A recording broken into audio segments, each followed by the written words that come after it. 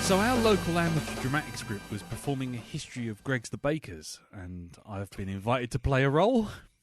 Oh. God. I used to have a job cutting holes to make trapdoors for theatres. It was just a stage I was going through. Oh, come on. Come on. I got a book entitled A Guide to Surgical Procedures. I opened it up and found the appendix was missing. Oh, God. There, come on. That's it. And I'm going to keep going. No, you said that's it.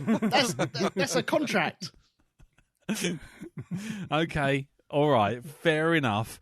Hello, everyone, and welcome to the Black Dog 127. I'm Lee. Oh, I'm Darren. I'm Jim. I'm Elton. And this week we'll be seeing how everyone's week's going, if there's anything going at all. And then we will move on to reviewing this week's movie, which is, Jim?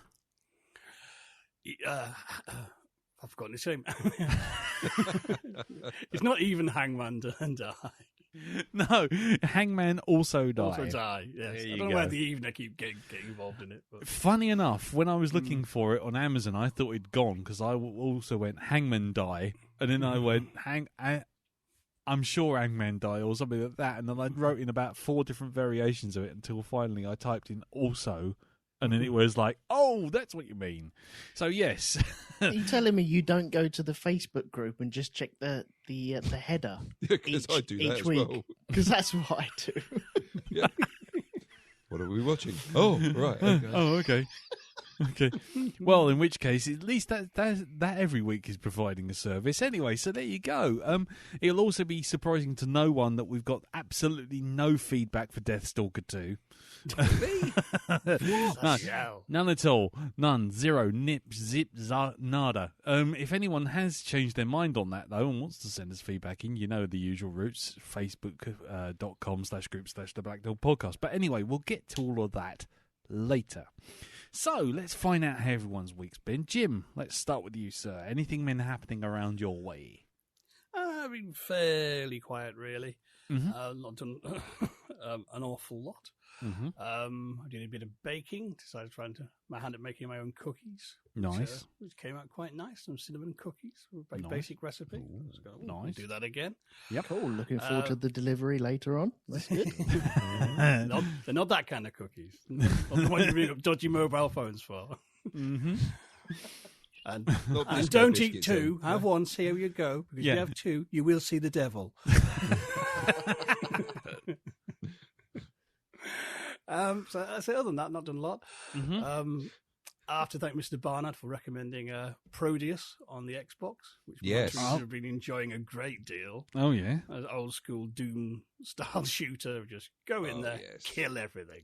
Nice. Simple. None of this plot bollocks and cutscenes. No. And stupid jumps and combo moves. Look, there, blow him up. Look, he's a pile of blood now. Brilliant. Take everything that's not nailed down, leave bodies and shell casings everywhere. Have you got to the point where you're trying to get every single star for every single level now? Getting that way. Got to get all this, got to get everything. What were the secrets? It gets a bit obsessive. Get to shiny.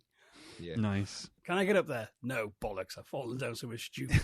But I will do later on, because there'll be a thing that gets added to me where I can jump 3 times as much as I used to. This is great. Yep. Yeah, very fun game. So I do the look of it. I think it's brilliant. Kind of, I suppose it's like a synthwave aesthetic. It's all kind of like neons and pinks and blues and sort of old styles, kind of nice graphics. Really, you can fiddle a lot with the graphic options, and you can have it emulate like a scan lines or CRT monitor. Have it as sprites, all 3D models for the enemies, depending which you prefer and how old school you want to make it look. Yep, nice, cool. It's very cool. I mean, it is a great just pick up and shoot stuff game. And I like the fact that as you play it, you get points, and there's actually a level that's a store, where you can buy new weapons and upgrades and play with the guns. It's a whole Nice. level you just go to. Yeah, you look get about to in. take them out on the range, don't you? Yeah. It's like, that's brilliant. Do I want this? Yes, I do. I want them all. Isn't that the one? Isn't there the lock-on gun? Haven't they got one of those in it? Am I thinking of Proteus? I think so. Were you- I've only got it once and I died and lost it. Oh, I right. was an idiot. Hmm. But yes, that is a lot of fun. Okay. Cool. But other than that, I probably did my oddest bit of voice acting ever. Okay, go on. I occasionally do some voice acting for the octagonal public domain public domain comic theatre group, Okay. which Tom DJ directs. He used to do Better in the Dark, Hmm. and basically they get an old public domain comic and turn it into a radio play and kind of send it up, because a lot of these things from the 50s are quite funny. This one was a typical nonsense bit of 1950s sci-fi. But what attracted Tom's eye was the astronaut was called Alan Moore. So he approached me and says, "Can you do the Alan Moore voice?" Oh my God. To which I said, "Well, I think I can give it a go." So on Sunday we go to this space adventure with the Alan Moore being Alan Moore in space. Or Alan Moore, as he was known in Newsnight, wasn't it? Alan Moore, Alan Moore, comics writer and wizard. And Yes. Rasputin impersonator, wasn't it? I am the Wizard of Northampton. And I'll punch anyone who says otherwise. Don't speak to me about Watchmen. Fuck you. Yep.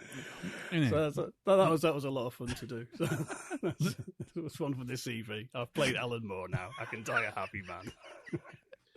Alan Moore as a spaceman. Nice. That's beautiful. I genuinely didn't expect that. No, neither did I. So that's, Hello. My life is a constant stream of delights and interesting things. Getting more surreal by the week. Right. Okay. Well, there you go.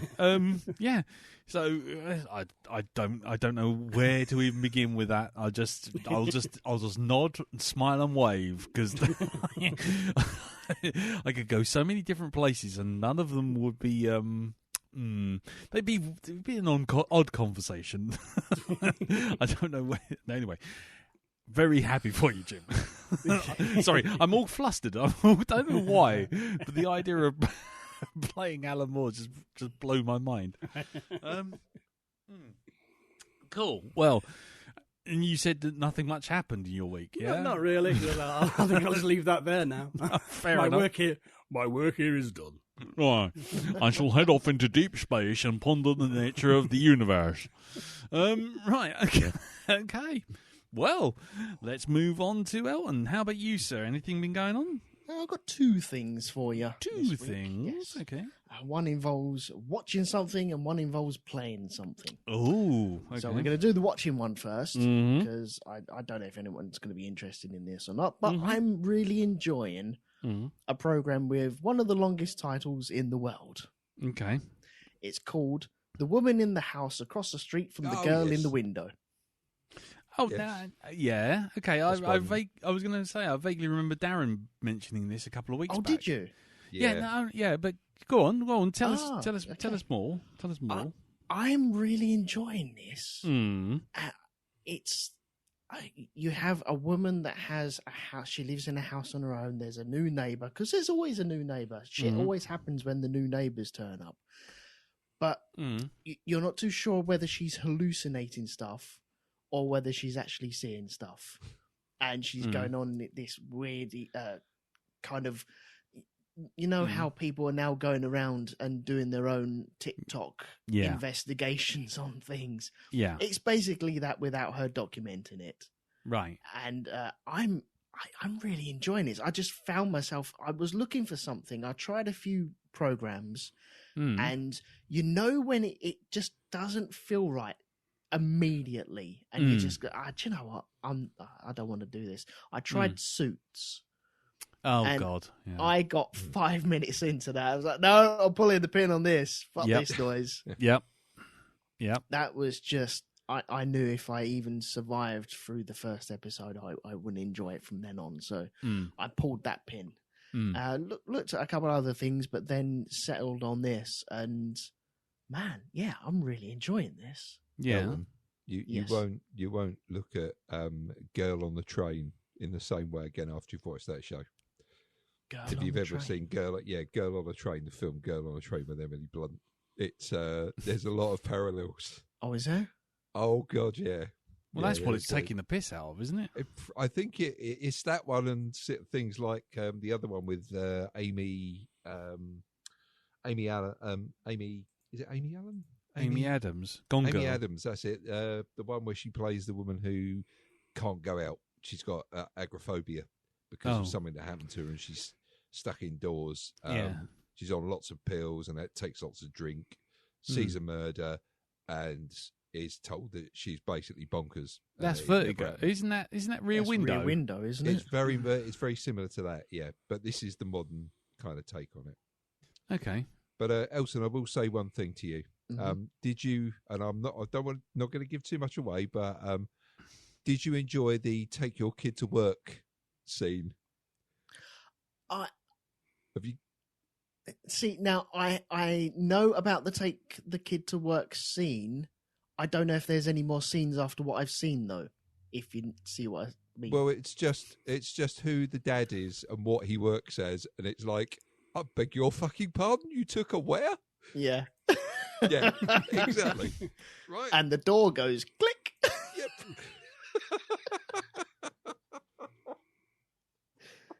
See, I don't know if anything happens after that, so don't ruin it for me. If I haven't just seen the whole anything ridiculous premise of Yeah. that. That's where it's like, I wish there was more comedy like that in it. Okay. Yeah, it has got like a comedic flow to it, hasn't it? But then it kind of steers away and it doesn't quite know what it wants to be. So you'll see it and you'll see what I mean, because there'll be moments of pure brilliance where it's like really, really funny. Mm-hmm. And it should be running along those lines all the time, but then it kind of switches it off and goes in another direction. Right. And it's just like, what do you want to do? But it's good. I mean, don't get me wrong. It's despite that, it's still enjoyable to watch. You know, so carry on with it and just get to the end. You'll see. Is it just 8 episodes, or is there like a second season? Well, apparently there is a second season coming out. Okay. But when it's going to hit Netflix is anybody's guess. Right. Okay. Fine. But it's seen as it's Netflix, it's probably already been cancelled. It probably has. Yes. Probably. Yeah. Cool. And what was the thing that you were playing? The thing I was playing now, this is a game that I have dived into a couple of times and thrown the controller at the floor. Mm-hmm. And I gave it a thoroughly good go this week and still ended up throwing the controller at the floor. Mm-hmm. And it's a game called Stranded Deep. Now, Stranded Deep? Yeah, it's a survival game on the PlayStation, which is ported over from PC. That should be the warning sign. Mm-hmm.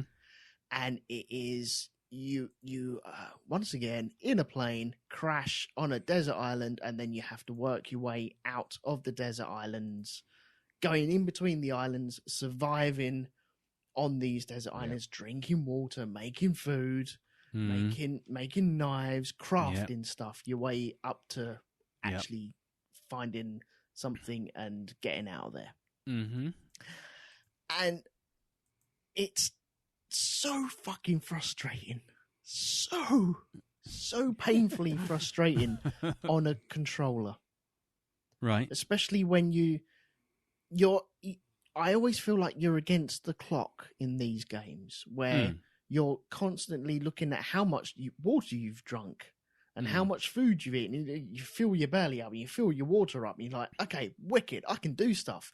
Take 3 steps, you're like, beep, beep, beep, because you have like this watch on. And every time you take a step, it's like, beep, beep. It's like, oh, what now? What have I trodden on something? Am I thirsty again? Am I hungry again? Yes, I am hungry. So then you have to, okay, I would like to make something that would collect water. Brilliant. Well, you need this. Okay, I will go and find that. And then you chop down a tree.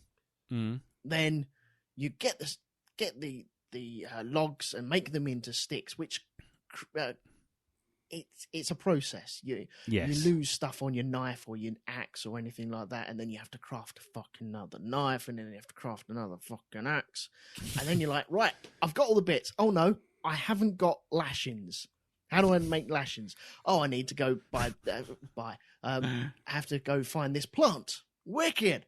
I can see this plant. I get all the plant. Oh, but then you need to make this before you make this. Oh, for fuck's sake. Stop! It's not that... Real life isn't this fucking hard, honestly. Nobody tell him about Minecraft. No, I reached a plateau in Minecraft. I am constantly in the Stone Age in Minecraft. I cannot get any further than the Stone Age. Right. If I can't dig that fucker, then I can't make that fucker. Right, okay. I love the concept of the game. I would love to play these games and be really good at them. I've seen other people play Stranded Deep to completion. I've seen other games like The Forest. I really enjoyed The Forest, but the crafting and then all the other stuff trying to fucking kill you is just, no, there's too much going on. It's too hard. It's too hard. It's too hard. In which case, mate, hold on. Anyway, or shall we go one step further? Oh, God, blimey. Well, hang on a minute. I feel like I'm being judged now. No, I was just giving a good excuse to roll out Sid 2. No, I was going to say, I tell you, if you want to try something that's a bit more easygoing, but also has a level of difficulty which makes you terrified for your entire existence, then try Subnautica. Oh God! I have that. Yes, because that is what you're talking about, but your weapons don't degrade. They run out of batteries, but you can make batteries pretty easy. You just get a bit of copper and you get a bloody mushroom and you stick them in your machine and the job's a good one. Okay. So it's a lot more forgiving in the early bit of the game. Mm-hmm. Towards the middle and end of the game, when you're trying to get off the planet. Oh, God. Yeah. Suddenly getting pings on sonars will give you that kind of terrible... Yeah, there you go. Yeah. The idea... They should have had a subtitle for this game, which is Subnautica. What the fuck is that noise? Yeah. It's like, fuck, what the fuck is that? I mean, this is not good. I'm 4 miles down and I can hear something going outside my submarine. Oh, fuck. Yeah. I have been meaning to play that. I've got that on free on PlayStation. That's where I got it from. And is it like a multiplayer? No, unfortunately. Otherwise, I wish it was because I actually got a phone call because now Katie's got a PlayStation. I actually got a text message call live stream from Katie from one PlayStation to the other, going, "What does that do? How does that work? Tell me what I've got to do to get started." Because apparently the internet isn't a thing anymore. Apparently not. But it is a lot easier than the other thing than all these others in the early game. The late game, you're on your own. Fucking terrifying. yeah, I think that's the best way of putting it. It's just fucking terrifying. Yeah, it really is terrifying. If you've ever had that anxiety of swimming in the ocean and wondering what's looking up at you from the bottom of the ocean, yeah, this game should just about do it for you. I have that sitting on the toilet sometimes. What? Hang on. Hang on. Roll it back. Take a... Yeah, hold on. Do you want to just... Hold on. Do you want to just... What is it with confounding the fuck out of me this week? I have that sitting on the toilet What? sometimes. There is some Leviathan-style creature living at the bottom of your... Look, I'll be honest. I'm not well. I'm really not well. Did you fear that you're going to anger the great god Cthulhu or something like that? I mean, look down and there's an eye in the fucking pan there, exactly. Back at you. Spent too long playing Angry Turds on your phone. I mean, seriously. I mean, what are you expecting to climb out of the toilet? Oh, let's get off of No. this. I think we're here that's probably now. what you think at the time, Elton. Yeah. Is that right. Let's get off of this. Yeah. Okay, so I would love to find, and it's a shame we're all on like different consoles, aren't we? So Yeah. Lee, you got the PlayStation 5. Yep. Jim, you've got the Xbox. Darren's got the Xbox. Yeah, exactly. I've got an Xbox. Yeah, but they're not 360s. They're like the posh ones, aren't they? Posh one. Yeah. Potions. The Poshens, yeah. They're the COD X's. of game consoles. The That's X what and they are. S. The one. really COD. posh. Yeah, that's what they call it, don't they? Posh fish. Posh fish. Cod. Yeah, Cod? COD? Yeah, apparently so. Apparently How is so. cod Apparently posh it's called fish? Posh fish. That's common fish. Not for some people, it's not. Oh my word! How insulting, Elton. Those Check people your- who can't really afford that much. Check your Cod is like privilege. yeah, check your I bid you man. good day, sir. I bid you good day. Of course I do. Don your monocle and your top hat and ride off in your carriage, sir, while eating your cod. No, I Word, mean the no, but I level of do take. complacency for those who haven't You've got made much. me ruffle my cravat with that in horror. What about like? What about salmon? Shouldn't salmon be posh fish? They've never heard of that. It's at that. all. Who's they? Them, the unwashed. That's the same answer as them and they. Who is But I it? don't pretend Who's to be they? good. I don't pretend to be a role model or anything, Elton, or anything like that. I know I'm snobbish. That's it. I call people on the train peasants. I don't want to sit. I don't go. It's like, I tried to find.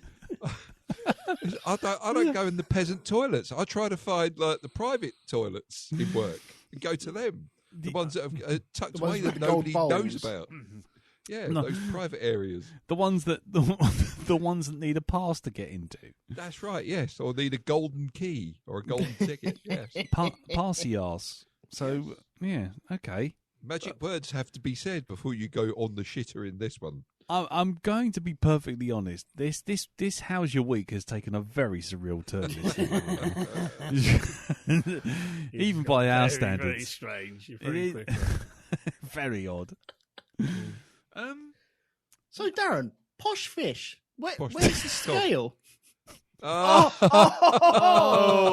I didn't realise that. Sorry, I didn't mean that. oh, you didn't realise that. Fuck off. You had that planned all that was premeditated and you know it. I don't even need Columbo in here to fucking figure that out. Just one more thing, sir.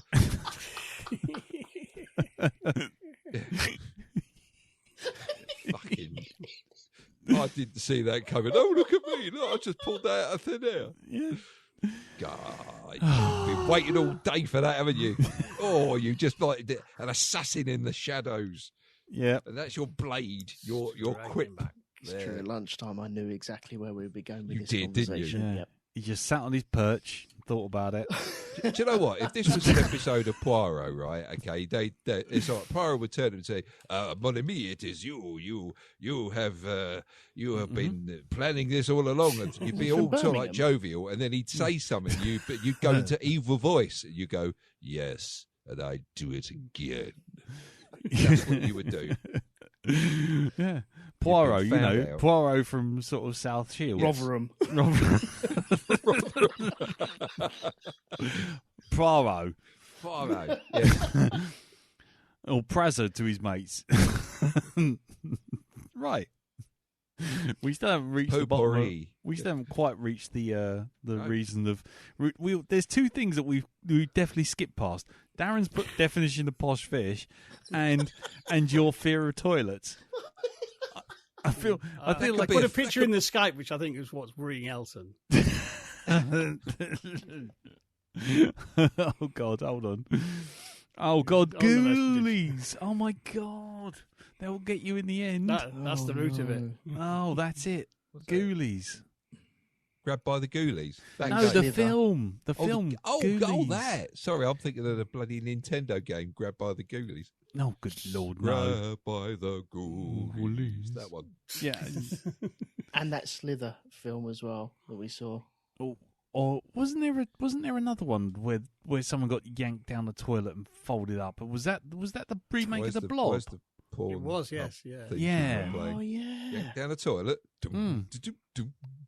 I'm not doing it for that. I'm not doing scat porn, mate. No, I'm not into that. No, I'm not endorsing that at all. If you want to play a Pornhub jingle for that, you're more than welcome. But I'm having no. Oh no!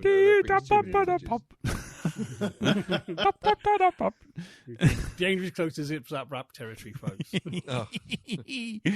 Oh God, this is very, very surreal. Okay. Right. So, ladies, I forget where I was now. You were talking about being scared of sitting on toilets. And survival horror. Stranded deep, yes. Yeah, stranded deep. So flipping frustrating. Right. Just okay, lashings, make stuff. Like, well, I want to make stuff, and then all your lashings are gone. It's like, for fuck's sake! It's all about planning, mate. You should be great at that. You should be. Why? There. What gives you any indication I'm good at planning? Well, you sit there and I've seen you put up a TV on a wall in my daughter's bedroom. That took planning, man. I sat there looking at a couple of screws and a drill, and you just went, "No, come here, do this, do that." That takes planning. It hasn't fallen off the wall yet, has it? Well, it's not on the wall anymore. Ah, it fell off because it fell off. No, it got taken away. It's now in college. It's now at the college. So you know it wasn't suddenly removed. Yeah. There's a big piece of plaster, and she's in hospital with concussion after it fell on her head. No, yeah. I've actually got this image now of her having a TV in her room, but it's actually the part of the wall that you've removed, and it's still stuck to it, and it's just wedged in a corner somewhere. Yeah, there's a new window in her bedroom. There's a big 6-foot plate of plaster and brick behind a sort of 16-inch telly. Yeah, that's it. just propped up against the wall. Nice. Anyway. So, that was my week. I don't know what else to say. I don't know where I'm going with this. Nah, we'll leave it there. That's all good. Okay, we'll move on to Darren now. Yeah. Carefully moving on to Darren to see what we can rip the piss out of him for in his week. You might find something in what I've got. So I haven't done much this week. Okay. But, I did experience something something new this week. Yeah, joy. Yeah, no, actually, I must admit, I was getting a bit nervous before I went to this. Is it Elton's toilet with the thing at the bottom of it? No. Oh right, it's not. okay. No, it's not. Cool. I had to go for an MRI this week. Oh right, okay. Yes, indeed. But fortunately, it wasn't for the top end; it was for my knee. So, fortunately, I went in feet first. Right. So I didn't actually I wasn't trapped in like whatever tube. Now I've got visions of this thing being a big metal coffin, right? Okay, like a big metal Smartie tube that you have to go in to get stuff done. Yeah. Little realizing that the actual chamber itself isn't really that much now. The scanners that they've got, the actual thing that you go in, you put your head in. It's only like about 2 foot in length. No, but they're not going to put you in a full body scan for a knee. But I thought an MRI, that was how big they actually were. I thought, they're quite long, because sometimes you have to fit the entire body in there to get scans done. To get to your knee? No, for other things. Can't you go in the other way? Yeah, I'd go back. I went in feet first. Well, actually, no, Darren, we can't, because otherwise the pictures would be upside down, won't they? Yep. Oh, yeah, we've had a look at the scans, Mr. Barnard, and we've come to the conclusion that your knee's upside down. Yeah, that's your problem. That's your problem right there. That's it. Yeah. yeah. It appears your problem with massive headaches is that you've got two knees in your ears. That's what we're going to do. So what we're going to do is we're going to see if we can approach this from a different angle and put you in the other end, and maybe that'll fix it. So. Just doctors in the other room turning their monitors upside down. Yeah. Or doing that thing, where you're trying to figure out what you're seeing, and you do that leaning to one side. I can't make head nor tail of this. Turn the monitor the other way round. Oh, there it is. Yeah, go right click on the background, display settings. Hold on. Rotate. How about if we turn the Polo Mint MRI bit round? If we turn it round, will that work? If we turn it around the face the other way, will that work? But, I didn't realise how fucking noisy these things are. And I had a pair of headphones on. They gave me some ear protectors. Oh yeah, but I could still hear this thing going off. Yeah, it's just wow. Yeah, thankful for the ear protectors on that one. Thank you very much. Yeah. So so in a couple of weeks' time, I'll get to find out what it is that's been plaguing my knee for the past 2 years. Oh right, old age, innit? I can do that. That'll save you time. Yeah, there is that, but it stopped me from running and everything. What happens? I mean, I can walk and that no problem, but I start running and then that's it. It kind of gives way and I'm on the floor. Oh right. And not in a good way. You know, not of like many beers or anything like that. It's sort of like using my face as a brake, pretty much. Cocaine bear style. Cocaine bear style,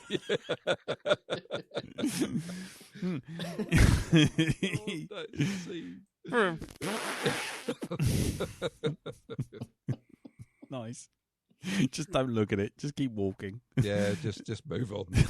Just step over it. Keep on walking. Keep on walking. Okay. But that's just about it this week. Okay. Apart from surprisingly still enjoying Picard. That's nice, dear. I'm getting more and more people going to me. Go on, you should watch it. It's actually quite good. Go on, watch it. No. You might have a problem with some of the stuff in the last episode because I think that was where it's like, is it starting to fail now? But mind you, this is like episode 7 we're talking about here. So the first at least 6 episodes are actually pretty good, but much better than last season. I've got to say that now. That's not really a bar to get over, is it? I mean, let's be honest. I mean, that's like saying, you remember that episode of the Teletubbies? It's actually a lot better than the episode of the Teletubbies in Polish. I mean, it's just like, okay, right, and it's not really an improvement. It's just a difference. It makes no difference to me at all. Well, I wish they'd started off Picard with this story. I wish that this had been the one that they actually done to start the entire run of it off because this is, like I say, I'm glad I actually took a chance and watched it. I wasn't going to, and then I thought, all right, let's just do it. And I've been pleasantly surprised. Yeah, I mean, like I say, I keep getting people telling me, you should watch it, and then caveating it with things like, Red Letter Media like it, and various other bits and bobs like, I didn't like last season, I like this season. It's just like, yeah, I'm sure, but I can't. Every time I see a picture, it's like there's a single light bulb on the deck of the fucking bridge, and it's just like, no, I can't be doing this. Visually, it looks grim and horrible, and then there's people saying, they have arguments and everything. It's like, fuck off. Well, there is a reason. The internet's full of arguments. That's not a recommendation. Exactly. And get that on Twitter for free. I'm not on Twitter either. No, fuck that noise. I'm not paying to have a validated picture or whatever the bollocks he's talking about this week. You read about that? Oh God, yes. Yeah. So what was that? Yeah. Well, having turned around and said, blue tick's gonna cost. You can pay for a blue tick. Still a thing, Elon Musk? Apparently so. It was on the news today. That's how I heard about it, and it was just like, now you can pay for your licensed pictures or something. I don't know. I honestly thought we were all over this now. I thought that was it. I thought it was done. Nope. He's just trying to claw money back, and I'm not going anywhere near it as long as he's even remotely involved. So. Because he's a dick. But there you go. So, Yeah, but as far as Picard's concerned, I'm sure it's lovely, I'm sure it's great, and I'm sure people are enjoying it, and, good on them. But it's going to take a lot more than just everyone telling me to watch it to make me watch it. It's just, I think I've lost my mojo with both that and pretty much everything in terms of genre TV. Yeah. But yeah. That's a discussion for another day. Indeed. But anyway, you're liking it nonetheless. I'm liking it. Yeah, I'm Cool. actually looking forward to each episode when it comes out. Cool. Not in rabid fanboy way, but it's kind of like, yeah, yeah. I really want to see what happens next on that. Cool. So yes, indeedy. But that's me for this week. That's it, is it? Yeah, okay. It's just that, man. That's literally okay. Fuck all. All right then. Well, let's start with my week then. Not much in terms of watching. There's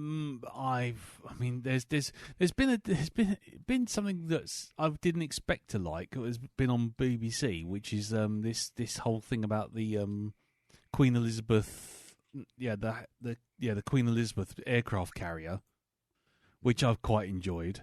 It's like a little documentary. When they're doing the sort of like test run of this massive aircraft carrier. And it's like a documentary on board. Yeah.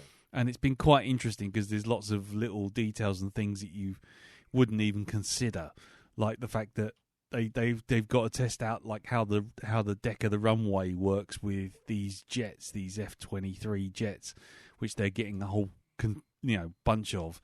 So they get two and just keep launching them off this deck over and over and over again, and landing it on the deck in various winds and weathers. And then you get one bit where they sort of deliberately skirt towards the edge of a fucking hurricane to give themselves some really rough weather, and there's still some poor sod standing on the deck, waving his arms in like 80-mile-an-hour winds and 100-mile-an-hour winds, and it's like, oh my god.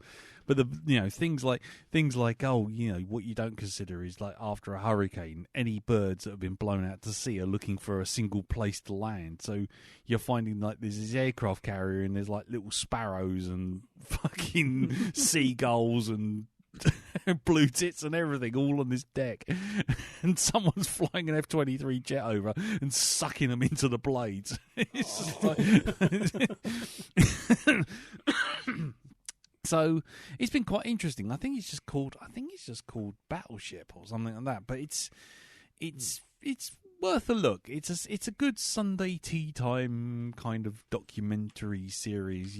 End of the week, sort of sit back and just watch this sort of thing. Sounds very familiar. Yeah, it's on. There was a series during the was it the 70s or the 80s about the Ark Royal? Yeah, well, I think. Oh yes, yeah. It's a very similar sort of thing. And yeah, I'm not normally into the old military sort of hardware documentary type thing. We just sort of stumbled across the first episode, and then all of a sudden it's like, actually, this was quite good. So we watched the second episode this week, just gone, and it's quite interesting, quite a laugh, and it's got a lot of facts and figures for your techie sort of like army nerds and navy nerds, sort of little facts and figures, like how the deck has got to stand up to like 20,000 pounds of thrust and dissipate like thousands of degrees of heat into like 100-degree heat and all this kind of business. So yeah, if that sort of thing interests you, it's worth a look, I think. I've been playing.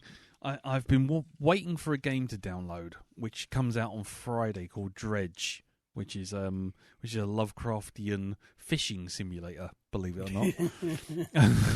And it's not out yet, so I've been waiting. So I've been going through my old library, and I downloaded something that was free on PlayStation this month called Code Vein. And Code Vein? That's anime.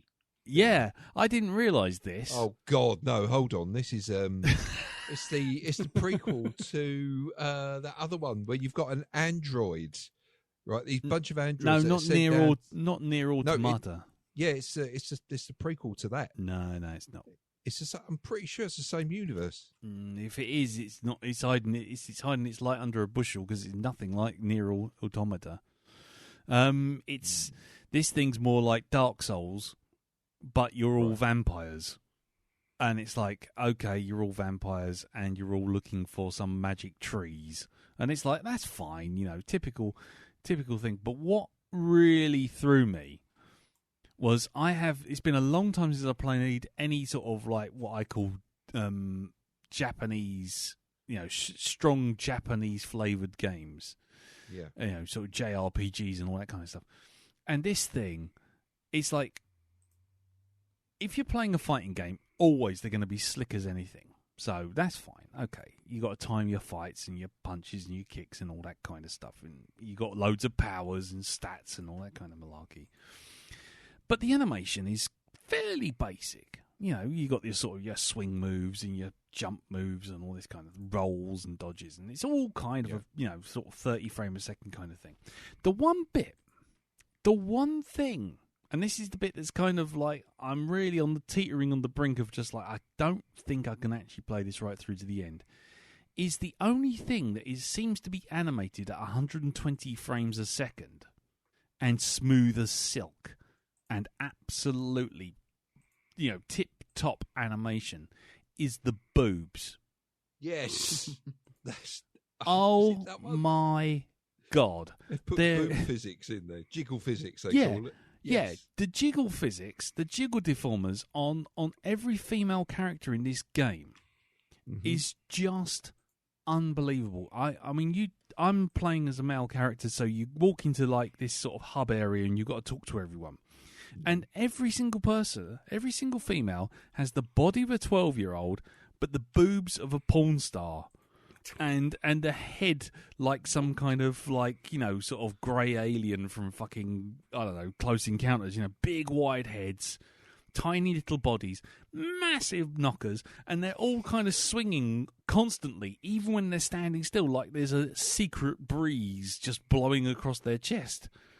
And it's just like, they could be talking about anything like, it's been a long time since I remembered being a human and eating real food, and you're sitting there watching these two water balloons kind of bounce in front of your eyes thinking, Jesus fucking Christ, what is this? Oh man, yeah. Even the bosses, the boss fights, it's like they're sort of like, there's like big boss, there's sort of different levels of villain, and sort of like you get the really thin willowy ones, and so they're sort of ladies covered in plate armor with boobs for days, and then there's like these massive, great big monstrous things, and again they got these. It's just all just boobs. It's just the artists involved in this must just be utterly obsessed. And I know it sounds like I'm obsessed, but the fact of the matter is it's right there in your face 100% of the time. You're like, just fucking just leave it alone. I'm pretty sure that there's a whole wing of Square Enix in Japan that's dedicated to that kind of thing. Yeah, it's Capcom who are doing this one. Oh, is it Capcom? Yeah. Right, so everything's got organ music going, and it's just like, oh my God, it's so overwrought. But just seriously, if you look at any image of Code Vein, and vein is spelt like as in vein in your wrist, just check it out. You just be like, oh no. So, yeah, the game itself, if you played Dark Souls, if you played Bloodborne, if you played Jedi Fallen Order, you know what you're getting into. That's it. Except it's just anime boobs, and every male character has to be wearing a suit and 75,000 belts with buckles on them at different angles on their bodies.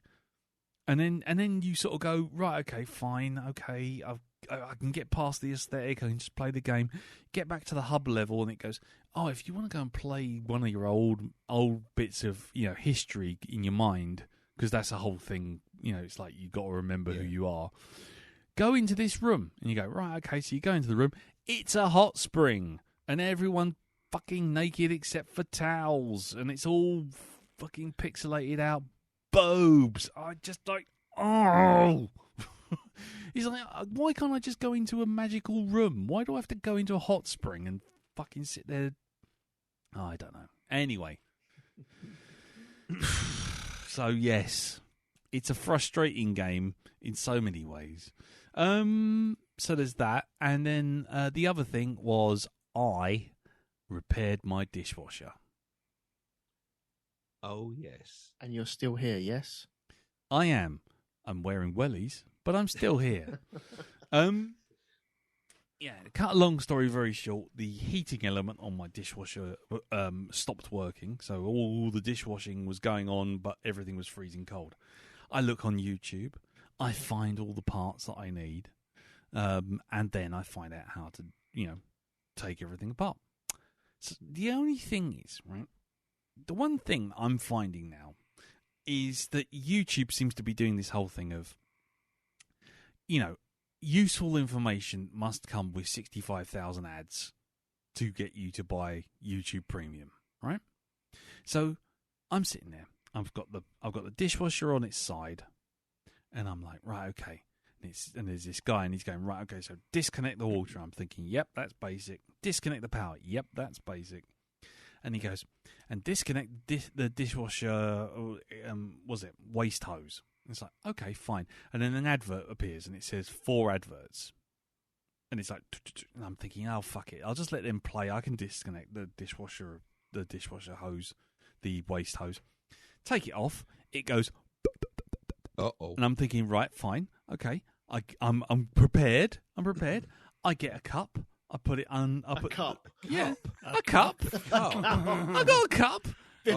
This retains water, doesn't it? Yes. It did. I got a cup. I poured it out, and I thought, brilliant. Drag out the dishwasher. And what happened is spew into this. Yeah. And what happened was the dishwasher waste pipe is above the bottom of the dishwasher. I'm thinking, yeah, fine. I just poured the bit out. It's all good.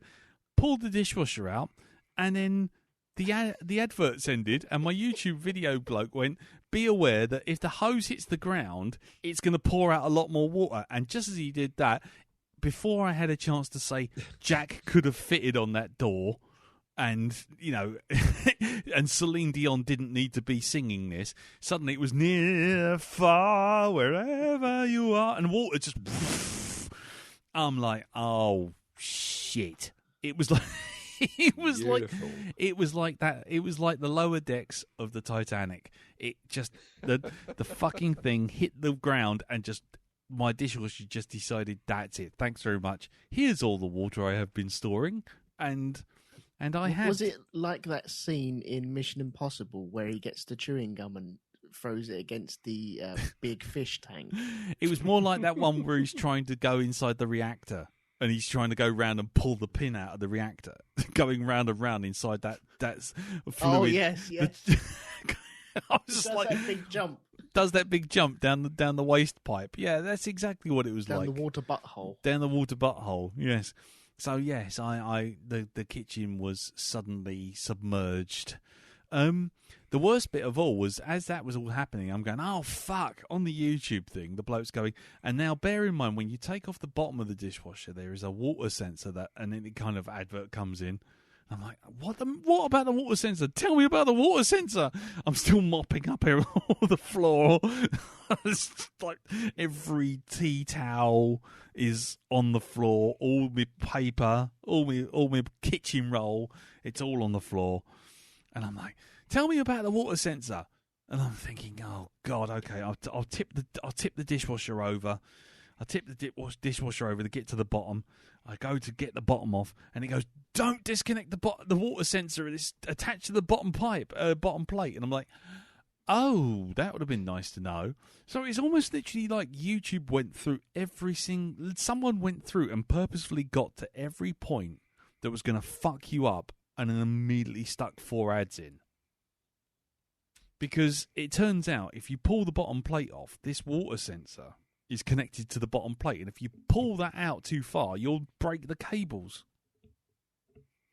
And the water sensor won't work, and your dishwasher won't work. Mm-hmm. But again, lovely. Which is lovely, but I wouldn't have known if I just gone ahead and just pulled it off. Ooh, Mrs. Yeah, thanks, Sid. So yeah, anyway, basically, and after that, I did manage to replace all the parts and put it all back together again, and it did work. Did you have any bits left over? No, I didn't. I did not. No, so you used every single bit. Wow. Yeah. The only other follow up, which was a bit horrible, was I completely forgot about the brine saltwater reservoir, and that I didn't empty out. So have you ever seen the water that goes in your saltwater reservoir? No. Well, actually, I mean, I see it when I fill it up with salt. You see sort of like water being pushed out of it, and it's clear. Yeah, but that's the problem. If you've been washing it and it's filled up with water, that water goes like brine, and so it goes brown after a while.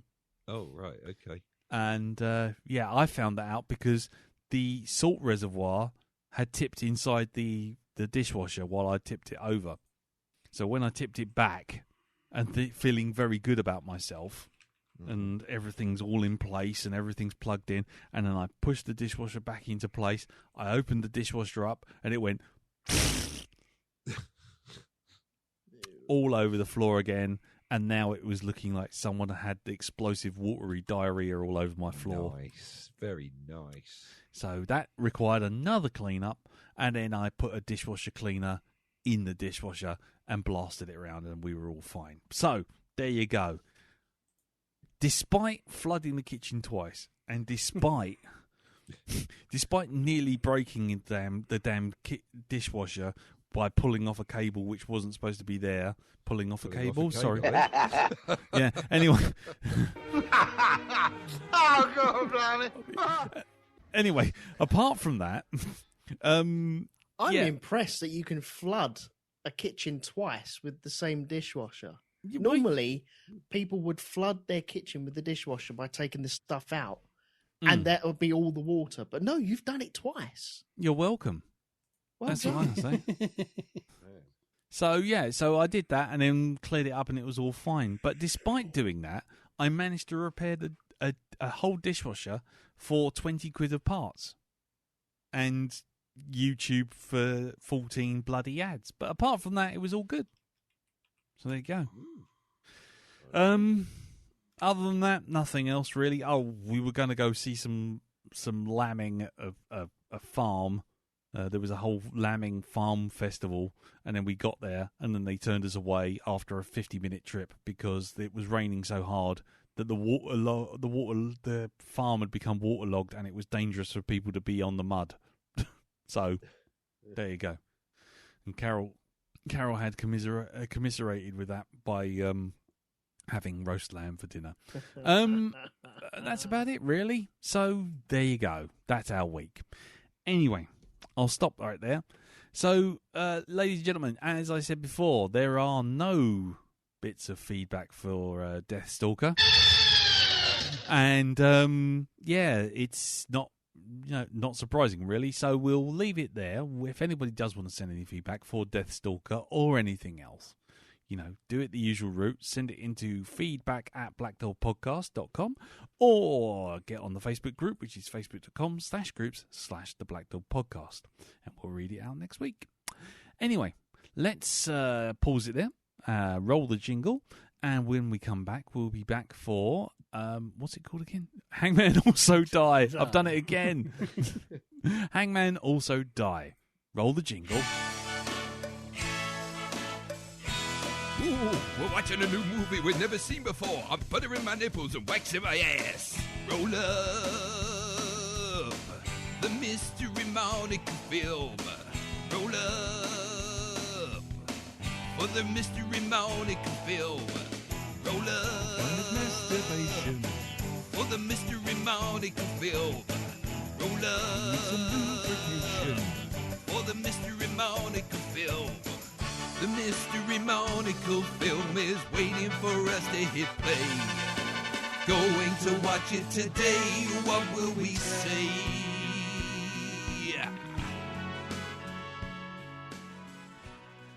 Right, so Hangmen Also Die is a 1943 neo-noir. Well, I say a neo-noir. It's just a noir war film. It's an original noir. Yeah, so I was going to say it's an original noir. Yeah, it's not even Dragon Noir, for those of you who like really naff perfumes. Right, so anyway, it's a noir war film directed by Austrian director Fritz Lang and written by John Wexley from a story by Bertolt Brecht.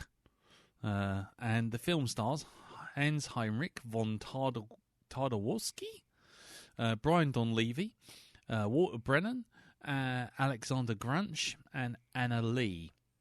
And it features Gene Lockhart and Dennis O'Keefe, and Hans Eisler composed the score. The film is loosely based on the 1942 assassination of Reinhard Heydrich, the Nazi Reich protector of Germany-occupied Prague, the number 2 man of the SS and the chief mastermind of the Holocaust, who was also known as the Hangman of Prague. The real Heydrich was assassinated by a Czech resistance fighter parachuted in from a British plane in Operation Arthropod. Arthropoid? Yeah, I think, anyway. But the film, which was made during World War II, before the full story became public knowledge, and Heydrich's killer was depicted as a member of the Czech resistance with ties to the Communist Party. And there'll be an American remake of this where they fly everyone in. It's all Americans destroying all the Germans. Funny enough, because I was talking to, before I get to the rest of it, I was talking to a friend of mine, Jess, who I've mentioned here a few times, and he said it has been remade. And then I looked it up, and it's been remade 6 times. Whoa. Yeah. Hitler's Madmen, Silent Village in 1943. Also in 1943, Antat, which is 1964, Operation Daybreak in 1975, Arthropoid in 2016, and The Man with the Iron Heart also in 2016. Arthropoid is also starring Cillian Murphy as the Czech resistance person. So anyway, yes, so it was... Hangmen Also Die was Bertolt Brecht's only script for Hollywood, and the money he earned from the project enabled him to write a number of books, none of which I'm going to read out because they're all in German, and I will get them wrong. The collaborator, blah blah blah blah, and stuff and things, and I've lost my train of thought because I've gone off the rails and not followed the format. God damn it! Right, okay. We have no box office take for this, unsurprisingly, seeing as it was actually made and released during the bloody war. We do know that the budget was $850,000, which is quite expensive for the time, especially during wartime. It seems a bit frivolous to ask, but I will do it for format's sake because my brain is otherwise going to go off the rails again. What do you think it made at the box office, Elton? Oh, I'm going to steal the easy one. 1 gold lighter. Nice. Nice. Classy. Classy. What about you, Darren? Let's see, what did I think it made? Ooh, Turn that engine off! Yeah, turn that shit off. Turn it off! Get the fucking van! I did notice they spoke like that when somebody got slightly annoyed. It just went from 0 to 60 in 2.6 seconds. You know. Yeah. Oh, I'm lost. I am. I've got no inspiration. You haven't seen the film, have you? You didn't watch it? No, I haven't. No, actually, I did. I was watching it up until about 2 hours before this cast began. Okay, cool. So that was it. I finished it then. Okay. I don't know. No clue what's The alarm's gone. Too late. Hold on. Is it Foghorn or Deathstalker? There you go. We'll Deathstalker it. Right, there you go. Okay, Jim, have you got one? 200 bottles of Czech beer. Nice. There you go. Yes. That's a good one. Okay, cool. Right. So, seeing as it's your pick, Jim, you go last. But we'll go around the table, just see what everyone thought about it to start with. And we will start with you, Elton. What did you think, sir? I really enjoyed it, but a couple of caveats. Very long. Very, very long. And I got lost in a few places, I must admit. There was I think a point where I was like, well, where's that person gone? But I think that was the person that got assassinated. Right, paying attention then. Yeah. It is worth mentioning that the version we watched, which was on Amazon, was the uncut version. So we did watch an extended version because it is listed as 134 minutes.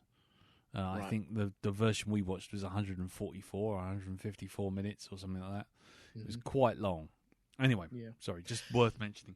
But anyway, I did enjoy it. I am a bit confused on the ending. Well, I know what the ending is, but it's just how it was all set up. How things lock in and how it works, really. So cool. Okay, well, we'll maybe get to that when we have a little chat about it. Okay. Darren, what about you, since you've only just stopped watching it? Just before I started watching it, I must admit, I was kind of like a bit sort of, am I going to really enjoy this? You know? But 5 minutes in, and I was already kind of, this is actually quite interesting. I'm really quite into this. So, cool. I enjoyed it. Cool. Okie dokie. For me, I will say that, how can I put this? Knowing films of that era, especially ones that were made during the war, get very, got a lot of heavy propaganda sort of running through them. They're bound to. They have to. So I took a while to warm to it. I'm going to be honest with you. I've watched it. I had to watch it twice because the first time I bailed because it was too late at night, and I was just like, it just feels like everyone's screaming at me, "Nazis bad, do not collaborate with the Nazis," and it's like, yeah, okay. And then I realised it was made in the 40s, during the middle of the war, so understandable. But then I realised that because I was taking a kind of really cynical view to the way that everyone was talking, I just should probably better just back off, watch it again, take another run at it. And the second time, that first half an hour still feels like it bogs down. It still feels fairly boggy and very staged and very 1940s film. But the second half, I really liked the whole cat and mouse stuff, and especially old EC getting the fucking hoo-ha. that satisfied me no end, and I found myself really enjoying it by the end. And that's all I can say about it at the moment. But I did enjoy it in the end. And what about you, Jim? Well, this was a first time watch for me, which is kind of why I picked it. But I've watched a few of the Fritz Lang films from because he always did Metropolis, but then he had to leave Germany for obvious reasons, and carved out quite the career, in Hollywood. And I've watched a few of his other later Hollywood movies, but this is one I had not seen, and kind of a war noir made while the war was on. That'd be interesting. Yeah, and it is kind of. I think it's very much the bridge between his German work and his American work. Because he also made M, which is quite like this. It's very almost sort of documentary style, and very the camera observes and you see things happening. Yeah. But this also goes into sort of the noir territory. We do films like Woman in the Window and Scarlet Street, where you get something that's a lot more like rounded, like a story. Yeah. With the plot, and this is kind of just sits between the two and sort of ties the two eras together nicely. Yeah. I will. It's kind of like I did really, really kind of find it fascinating to watch. Although I say I understand the kind of I do. When I put it on, I thought I'm going to get crucified for about 20 minutes in. I'm going to hate this. Yeah.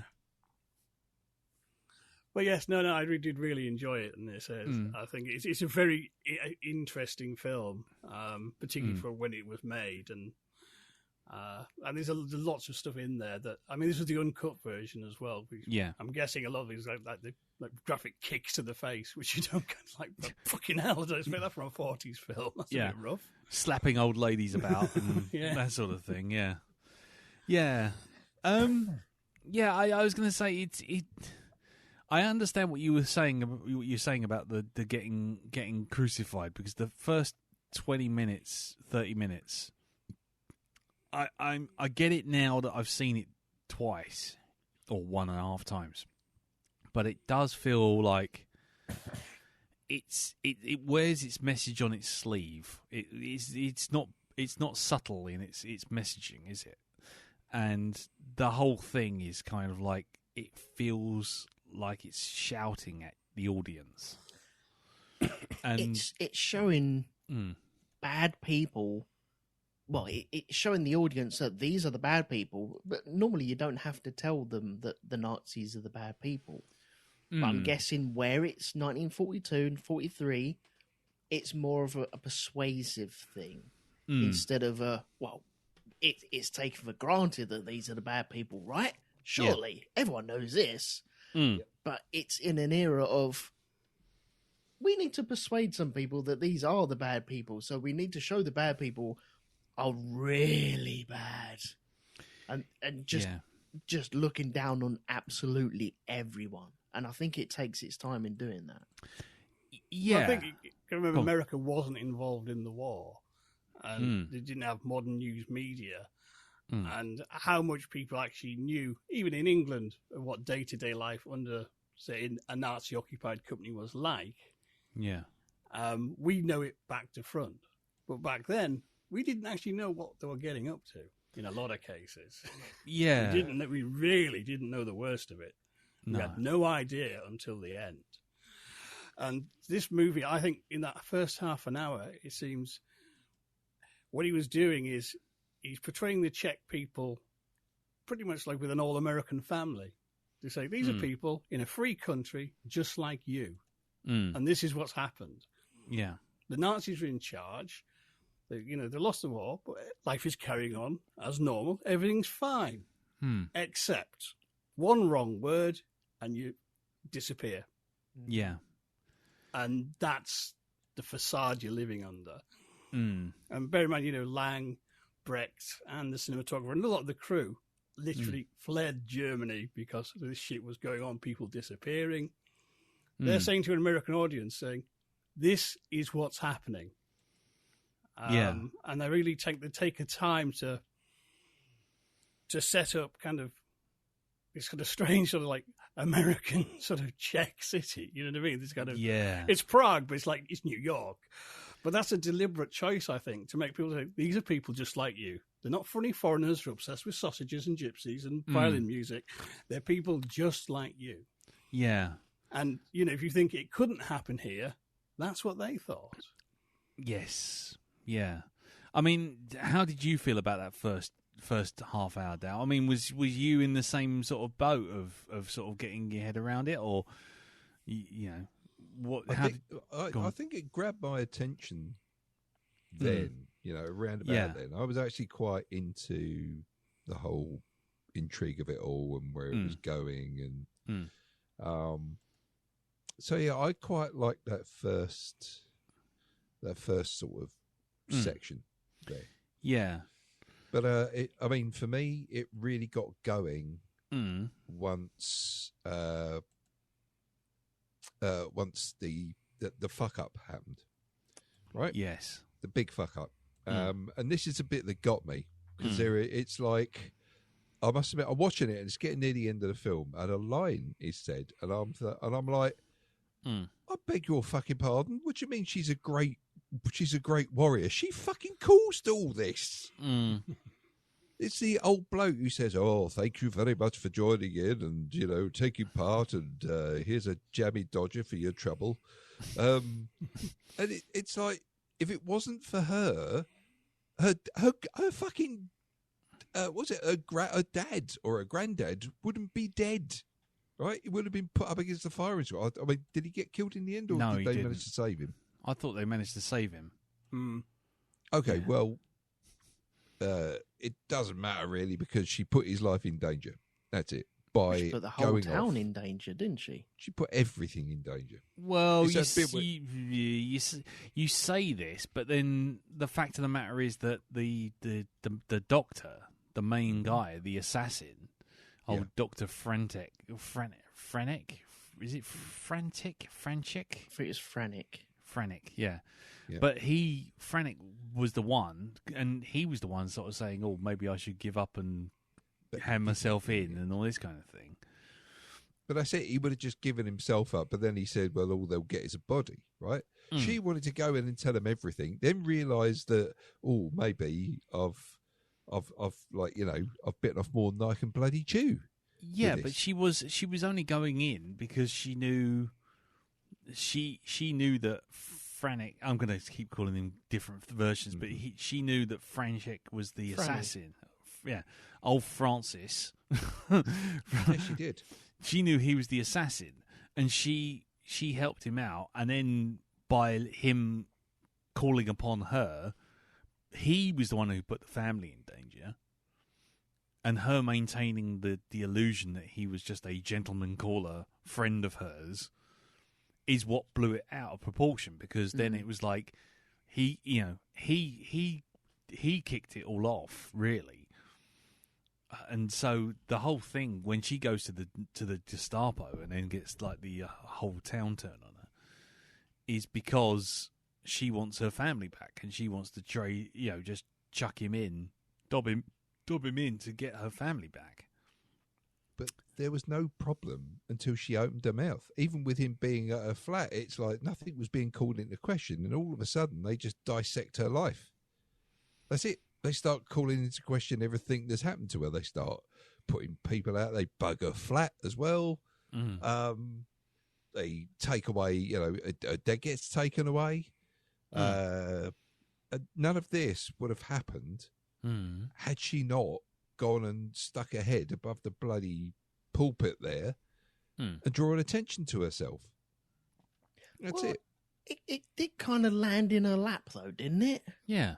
It did, but she didn't have to go and do what she did. She did. It was a stupid move. It really I think was.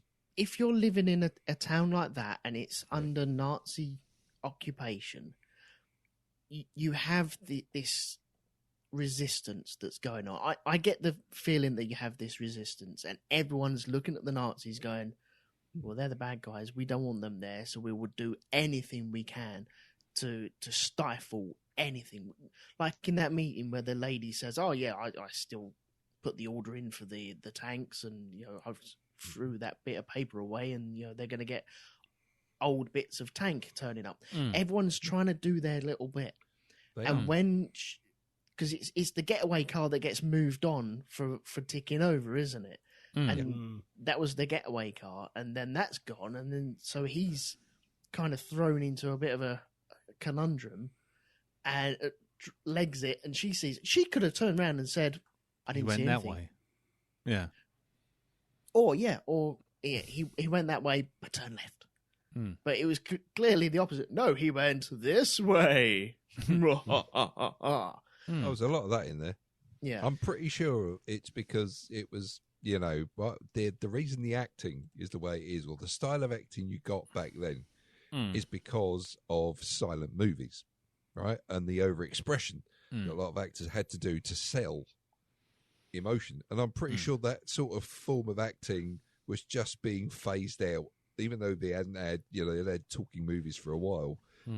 It's getting over that method, And that's why I think the style of acting back then is so different to what we have now. Well, that's nearly exactly right, but there's a wrinkle to it. The reason a lot of these early talkies are very stagey is that in silent movies, they didn't have to worry about recording the sound. They could move the camera a lot. When they introduced sound, they could do close-ups, but it took ages. They couldn't have panning shots. And so the camera often stands back because that was the quickest way to get things fucking done. So the actors really have to sort of belt it out. Yeah. It was kind of when the sound got better in probably a little bit after this, until you get moving the cameras again, and you get a lot more dynamic filmmaking, and you lose that kind of very dialed up delivery. Yeah. Oh, good Lord, yeah. Well, the delivery itself, I mean, it was dialed up. I go along with that. I even said so to Carol. It was just like, it's all very, hello there, Mr. Chumley Warner. What have we got for today? Well, there are no potatoes. Oh, no potatoes. Well, never mind. There's only turnips. Ha, ha, ha. Thank you very much. I'll take 2 turnips, please. Thank you. Let's have some soup again of nourishing turnips. It was all beastly and frightful. It was terrible. Terrible and beastly and frightful and shameful and awkward. But I tell you... yeah. And icky. I tell you what I did find interesting, though, and, feel free to jump in straight after I finish with this bit, because I'm sure you all got something to say about it. But what was really interesting was how the Nazis were portrayed in this, which kind of showed that people didn't understand what they were doing. Because you do have the executions, yes, and there are moments of that in there. But there's this whole thing about, oh yes, we've brought all these people in for questioning and we've taken them all hostage until we can find the assassin. And without getting too far into it, spoilers for a film that's like fucking, nearly 80 years old. Nearly 80 years old. But, once the quote-unquote assassin is found, the Nazis are actually quite honourable and release everyone. Yeah. Now, I don't know whether that's just modern audience ideas now and the way that modern storytelling's going on, or they just didn't understand what was going on and they still thought there was still honour in the army, even if the army was doing terrible things. But I suspected that the instant they found the assassin, they would have executed everyone anyway, or sent them off to work camps, or sent them somewhere else. They couldn't be shown to show weakness. They would have done something else to them, or found another reason. But there was this kind of weird honor system of kind of like, oh, we have found the assassin. That's good. Release everyone. We don't need to keep these people. Let them go about their business. It's like, really?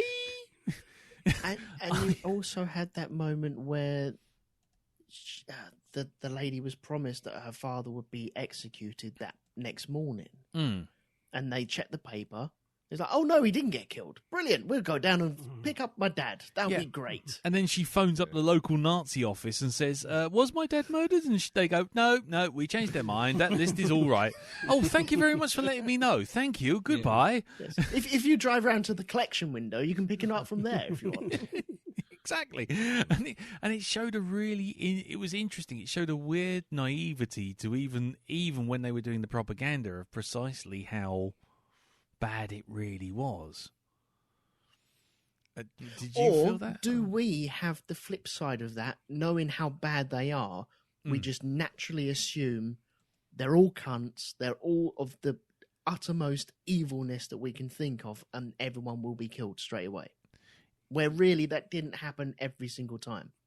I read the ending's been a bit more pragmatic. I mean, I think the dad getting shot, but he actually wasn't actually selected to be shot in the end, is a touch Hollywood.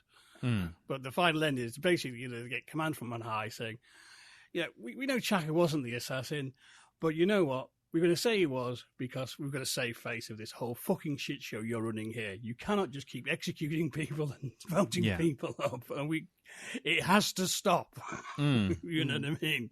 You are completely fucking up our control of this land. If you keep doing this, we'll have a revolution. Just fucking knock it off, you idiots. See, that person would have got his marching orders straight away, wouldn't he? He would have been like, no, into the office and out that back door and never be seen again. Yeah.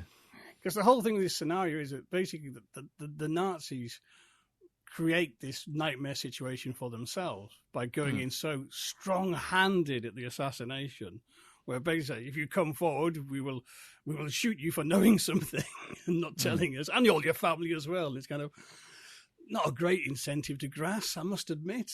No. And it sets up this whole kind of, pissing match between the Nazi regime and the entirety of Czechoslovakia. And it's kind of this situation where they've actually painted themselves into a corner. If they get the assassin, they're still going to kill a load of people because otherwise they might look a bit daft. And it's kind of, it's just, and it's kind of, I find it very interesting. It's like, a message from high command at the end that said, right, enough. Yeah. Done. Yeah. Leave it now. It's not worth it, Terry. It's not worth it. Leave it, Terry. Leave him alone. Put him down. I mean, what about you, Dal? Did you find them naive? Were you expecting them to sort of let everyone go just because they'd found the bad guy, or quote unquote bad guy? Well, the guy that was doing the investigating at the end, not the police officer, but the German officer who was there, was he part of the SS or was he part of the Wehrmacht? I think he was SS. Because in that case, that doesn't kind of sit right. No, that's what I'm saying. You find someone dead from murdered and buried under a ton of coal with his legs sticking out. You'd be kind of like, hang on, something else is going on here. There's something a little on the wonk here, if I'm honest. Exactly. There's a house on that man. He was a little bit too polite for an SS officer, really, when you think about it. He said, would you mind letting the witness finish their statement, please? Yeah, that's right. Otherwise, if you say anything more, I'm going to shoot you in the fucking teeth. Okay? That's it. I will have my man here blow off both your knackers. All right? If you don't shut the fuck up. Yeah, that I think again that was the Hollywood staginess of it, wasn't it? The please come here and you have your accuser look at you and say, "Oi, this is the person," right in front of him, and then we'll just accept it and not question it and go, "Yep, that's it. We've had four witnesses. Thank you very much. He's the assassin. Job's a good one." Yeah, that's probably the weakest part, I guess, is because it's just that's when nice. Yeah, I thought the Nazis were too nice myself. I just thought there was once everyone was in the Gestapo. It was like even the what's her name's boyfriend, the fiance. Yeah, Marsh's boyfriend or fiance, Jan, or is it Jan Horik? Yeah, Horik. He goes, "I've just spent all day down at the Gestapo." It's like, what? Yeah. It's like William Hill, isn't it? Yeah. Oh dear. Have I made a faux fashionable kids are doing now, hanging around outside the Gestapo, drinking Monster energy drinks. Yeah. Yeah, just sitting there huffing that fucking nitrous oxide stuff. I'm off out, love. I'm just going down to the Gestapo. Right. Yeah, for a swift half. Yeah. An interrogation. So I want sex on the beach, if you don't mind. Yes. Here you go. Here is cream and liqueur. We call it the blowjob. You may have one. Franz, they're playing the Macarena. Let us go and dance. Yeah, but yeah, I was going to say that's probably my weakest point for me. I mean, I understand if you think maybe not, but that was it for me. But naivety was. But then that's in a historical context, it's kind of interesting because it does show that even when they were making films about the Nazis and going, these are the bad guys. Yeah. They never really, in this film, they never sort of escalated much beyond sort of like mafia-style bully boys, really. And you sort of think that's because people who were making the films couldn't comprehend how evil they all fucking were. Well, there's a also example. Very limited of what you could show. Well, yes, of course, yeah. But this is hints of it's a bit more than just a slap in the chops, because the taxi driver after you've been taken away, he breaks free and chucks himself out of the window rather than go to the vault. I must confess, just laughing because that had a real Monty Python vibe to it. He's like, slap the Nazi, slap the other Nazi, see ya, straight out the window. Fucking Top Secret all over again, isn't it? It did have that, yeah. It did have that vibe of what's the one with Leslie Nielsen when he starting off with him as a sort of super spy beating up the Ayatollah and Stalin. No, it wasn't. Was it Police? Not Police Squad. Was it Naked Gun? Naked Gun. Oh right, Yeah. I thought it was Spy Hard or something like that. Anyway, it doesn't matter. It was just that whole thing of it. It just was like, okay, Frank Drebin, Police Squad, and then the fucking doors hit him in the face. Yeah. Anyway, sorry, carry on. Yeah, I just thought it was a bit. It was just interesting that they couldn't show everything, but yeah, they could. I mean, there were hints of it, I guess, but you know. I think the other thing as well, though, we have very strong ideas of how movie Nazis are. They're all blonde beasts barking all the time. You know what I mean? But actually, real Nazis, I mean, even the SS, a lot of them were like party members, and they weren't military men. No. They were ordinary people who turned out to be the right kind of arsehole. Yes. And I thought what's interesting in this is the lead Nazis. You've got the guy who's kind of like a rough detective. He just doesn't give a fuck about Nazism. No. He's kind of like, when it was Heil Hitler, he's like, yeah. And he checked beer. You know what I mean? He's just a jumped up thug. He's holed up in an office, his bottles of beer, all the food he can just stuff down his throat. Yeah. And he's just like a huge pig in a trough. Yeah. Then you've got the other guy who's almost overly polite, you know, the white-haired Nazi who has the broken chair uses to fuck with people. Yeah. And he is clearly either was originally a teacher or a middle manager and a petty bully. And the Nazi party was a ticket to the top for him. You know what I mean? He was exactly the right kind of bullying prick to go far in the organisation and end up with that commission. Yeah. Definitely. It is interesting. It is interesting that these characters sort of tell a story without really having much time spent on them. They just sort of appear and disappear, which is, again, that sort of 1940s kind of storytelling vibe. But it was interesting that you could infer all that sort of stuff straight from it, which normally you can't. You know, you get 5 minutes of a character and you just say, oh, this bloke turned up, said the thing and left. Whereas in this, you do get that officious prick kind of, oh, yeah, as you say. It's that thing with the broken chair.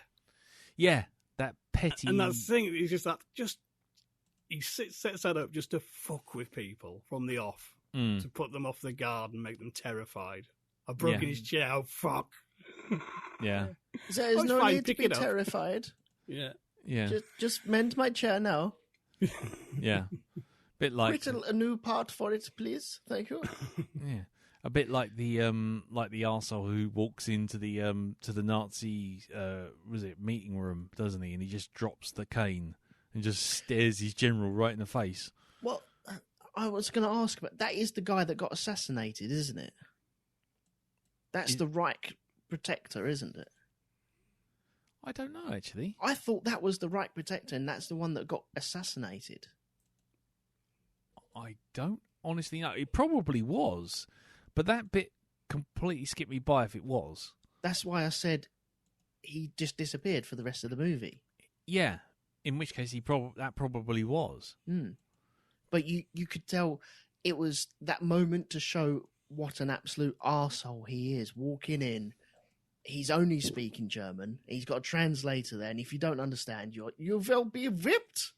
Yep. But it's just everyone salute as he walks past. Everyone follows a salute with him. It's just incredible. It's almost pin drop quiet in there at that moment as well.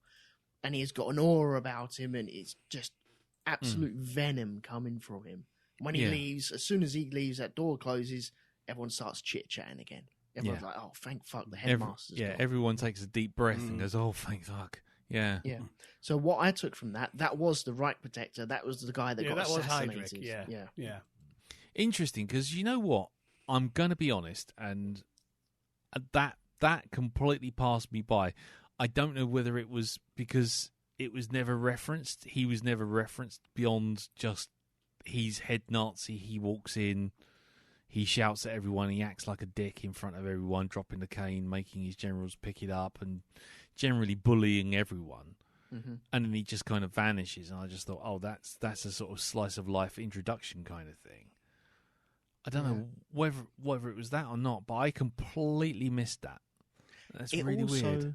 Also shows why the Germans tried their best and had to kill or had to threaten 400 people to kill, because he's one of the I think he was like second in, I think it says number 2 in the SS.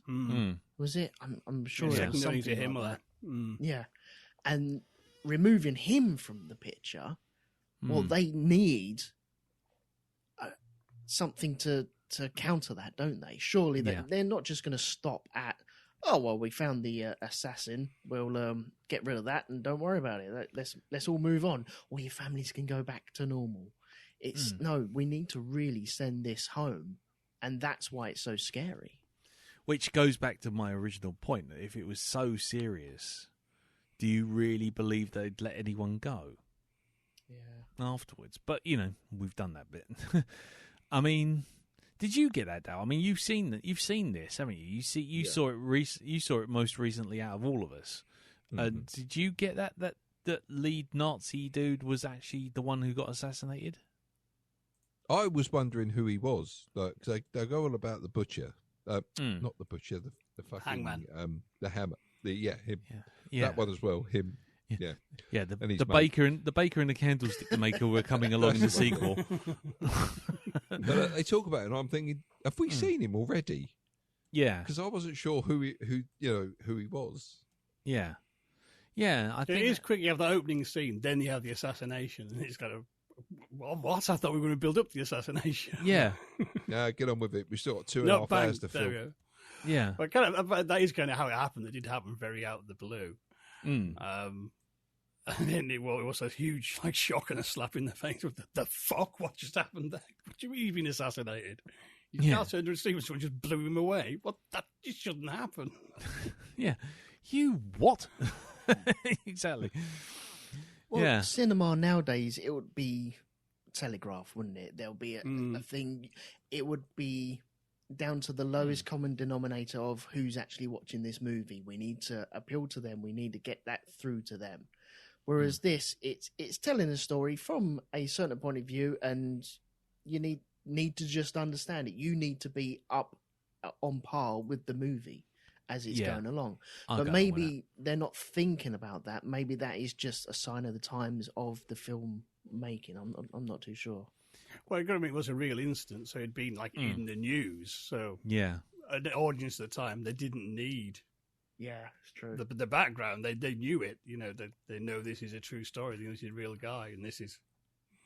And again, it's as it says in the wiki, it's like this was made while the war was going on, so you're not going to get the full story of anything. No. Out of this, Well, it's a pop culture movie, isn't it? Yeah. Well, it is really. It's weird. It is, yeah. It's weird to think about it, but at the time, it was a pop culture thing. I mean, nowadays it would have it'd have Borat turn up and go Shamash and then in the middle of it. But anyway, no. So let's just go a bit further on. So what about the fact that the film kind of shifts perspectives at one point? It kind of it starts off, it looks like it's going to be a pot boiler thriller. The doctor is in that house with the lady and her family, and then all of a sudden, bang, it turns into a completely different film about uncovering the spy in the resistance. Did that is it me, or did that feel like a bit just tacked on to give? because it was a good bit, and I really enjoyed it, but it felt like a totally different film. Is that when he has that laugh, Chaka? He does that laugh at that dinner table, isn't it? Yeah, but and that's the moment. But what I mean by is like in the first half. The first half is essentially, this is what the Nazis are doing. You know, the camera is there's people literally in the camera looking straight at the audience, going, "This is what they are doing. This is what is happening. Don't, wake up. Don't confess to anyone. Say nothing to anyone. Just don't, resist the Nazis. They're coming for you." And it's all very propaganda driven with this kind of, I don't know, little sort of like I say, I would say kitchen sink drama, but it's not. But it's that whole thing of it looked like it was all going to be in one room with all the family suspecting the doctor of being the assassin. And then all of a sudden it just goes, switch. And we go to the next day, the doctor's helping out that bloke, taking the cast off, who's now in the resistance. And the next thing you know, suddenly it's like the plot just shifts to the resistance and finding the mole in the resistance. And the second half of the film is almost like the first half is kind of like, here's an Austrian director trying to tell the West what's coming. And then the second half is some Hollywood producer mogul going, yeah, what we really need is a plot with some spice in it. Maybe have a fifth columnist, and we can have some shooting and fighting and a bit of spy work. You seen the third man? Let's have some of that in there. And I was just wondering if you guys felt that way, or if it was just me just kind of going, hold on, we're on a totally different film now. Well, I think the assassin wasn't acting on his own. He was part of the resistance. Yeah. And then, when this situation kicks off, they start thinking, are we tight? Or do we, have we got a loose cannon? Is there a little bird here? And that's kind of runs parallel with the sort of the hunt for the assassin and what the resistance, Yeah. What they're trying to do. And it just sort of flows sort of logically. Kind of, well, that's... Yeah, I'm not saying it doesn't flow logically. It was more just the fact that it was just the pacing changes completely. It's like it's two films. Yeah. No, I think there is a gear shift. But I think that I think that first act is very much deliberately sort of undramatic. It's quite sort of standoffish and just showing you stuff to bed in the idea of, as I said, the Czech people are just like you. And once you've sort of covered all the bases he needs to cover for the plot, then he starts pulling the threads together, and the film shifts a definite gear, and you have actually, not a direction in the plot, but it's picking up speed rather. Yeah, I didn't mean to imply that it didn't feel like it was in the same film. It just what I was trying to sort of really say was it was just there was a definite change in tone, because it seemed to me that the first half was very dark and mean and right up front with the propaganda of anti-Nazi propaganda, wartime sort of like bringing it into the West's living room, so to speak. Whereas the second half feels like a sort of just a standard wartime thriller. But sorry, go on, carry on, Elton. Sorry. I think that might be to do with the characters as well, because you have this Chaka who plays a bigger part in the second half of the movie, and he's like this jovial person who's playing both sides of the resistance and the Gestapo, and he's bouncing between the two, and you're like, well, is he a good character? Is he not? Is he a good person? Is he a bad person? No, he's an absolute scumbag. But then you also have I forget the name of the character, the guy who likes the beer. All of a sudden, he's drunk for the second half of the movie as well. Yeah, Gruber.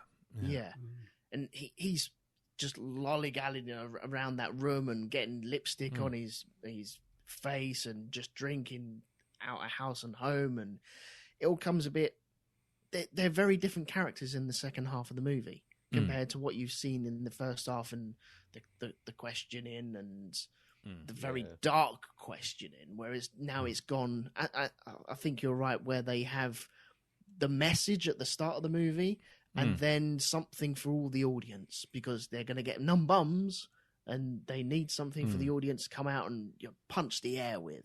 Yeah. So that might be something to do with it. Dal? Yeah. Oh, I don't know, mate. All right. I think. Can I make it easier for you? The bloke who jumped out the window. Yeah. The bloke who jumped out the window. Hold on.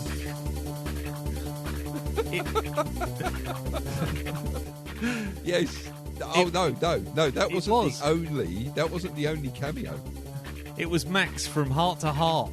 Yeah, that was that one. But you didn't spot the other villain. Go on. The other cameo. Go on. Flash Gordon, I will kill you. I am Ming the Merciless. What? Hey? Ming the Merciless was in there. He was a geezer with a cap on, right? There were three blokes talking. There was a scene.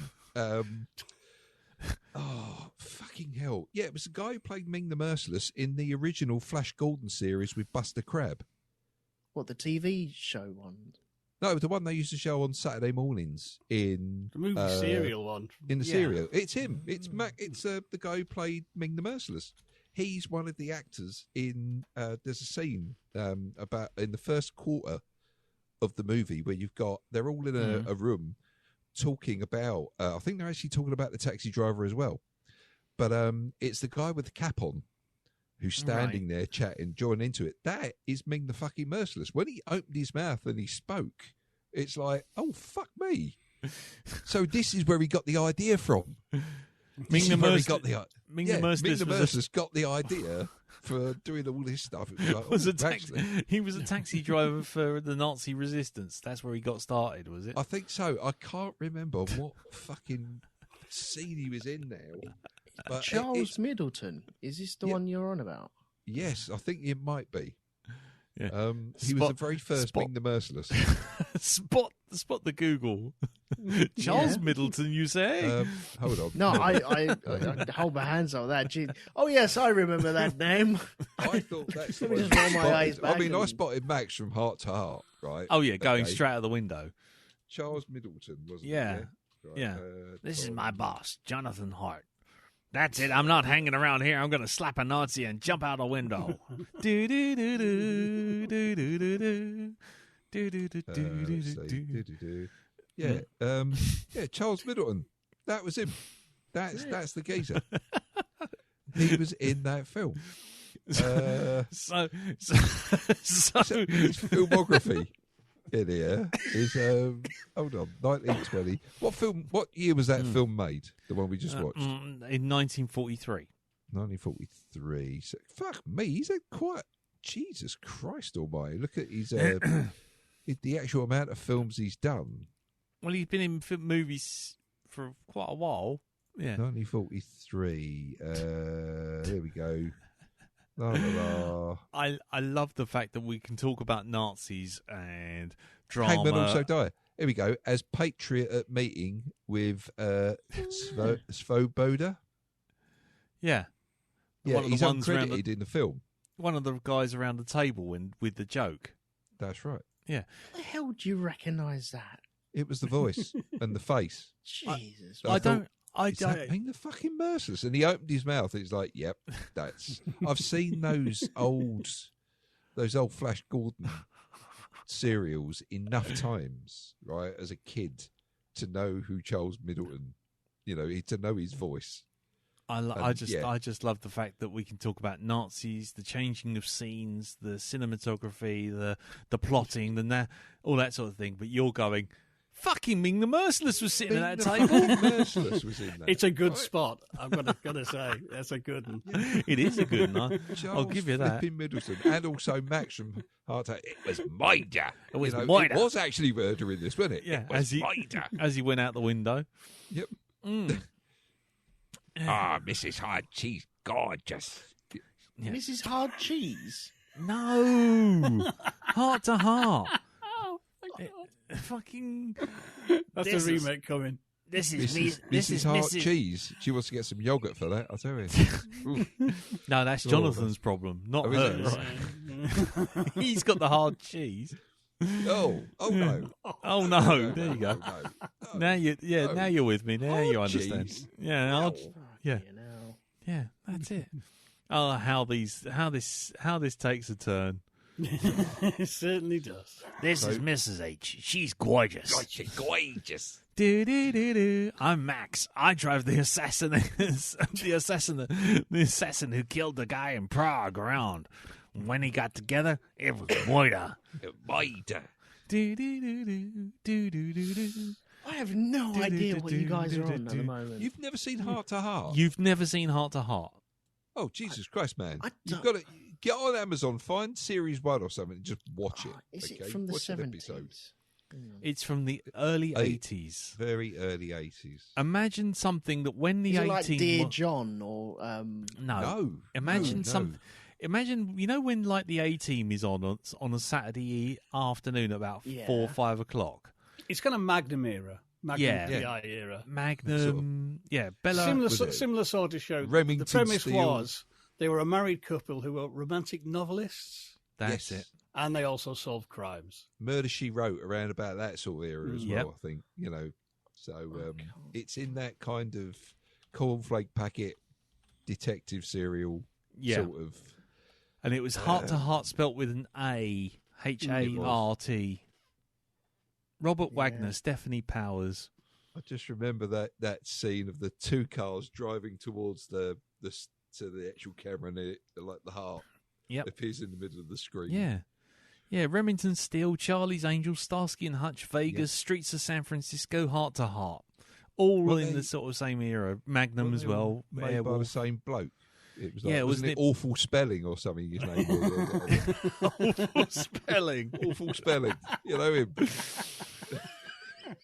Awful spelling. Jesus Christ. Oh, Aaron Spelling. Wasn't it? Aaron Spelling. Awful Spelling. Awful Spelling. I don't know. There was a bloke called Spelling. Jonathan, what should we call our son? Well, our last name is Spelling. Yeah, Aaron Spelling. What about Jesus. Awful? Awful Spelling. Yes. Yeah. He did sort of like Beverly Hills 90210. That bloke. He's- That's it. Sorry, wrong era. Yeah. Yeah, he did. Yeah, he did all sorts. He did the Love Boat and Dynasty The and Love Boat. Charmed and Honestly. fucking Melrose Place and all sorts of crap. I'm covered in 80s now. Jeez. From head to foot.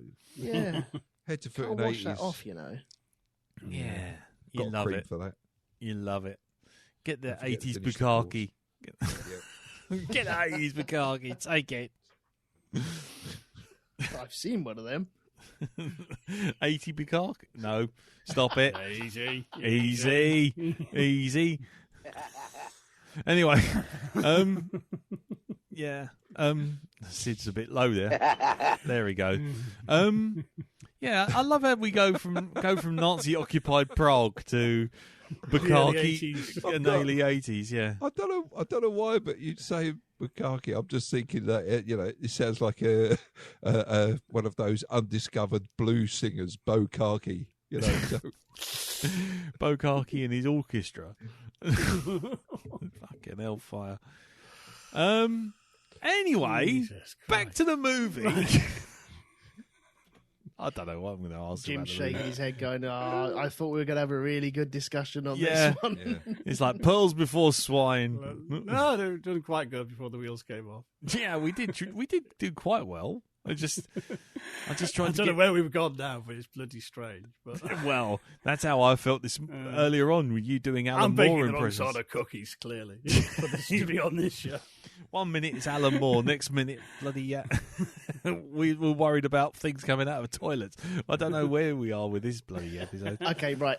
I'll get us back on track. Yes, go on. It was mentioned very early on in this episode, Yes. but when you guys heard the line, "We have ways of making you talk," Oh God, yes. wasn't that just wonderful? Actually, it was something. It was something it else he was. said, but it was along those lines. It was a different configuration. Yes. It's as if they thought, no, we can't say that. That's too cliche. you can talk because you know we have the ways. Yeah, that's it. That's it. And it's just like, oh no, we can't think of anything else. Just sign it off, okay? Just sign it off. I mean, all right then. Where did the that Gestapo have got that copyrighted for infringement? Don't use that. Yeah, wasn't that? We always say that. Wasn't that Freddie Starr who came out with that though? Wasn't that he part of his kind of isn't it amusing 1970s thing where he turned up as Hitler again over and over again? And he used to go stalk. Yeah, that's balls out. Let's see what I can get away with. Yeah, and he used to stalk around going, "We have ways of making you talk," and all this kind of thing. Yes, he did. Yeah. Yeah, I'm just wondering whether or not he actually ever saw this movie and he kind of came up with it from that. It's going to be interesting. You never know, actually.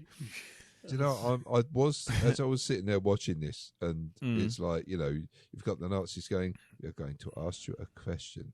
What do you mean question? Don't talk back to us! And it's like, I thought, get back, man!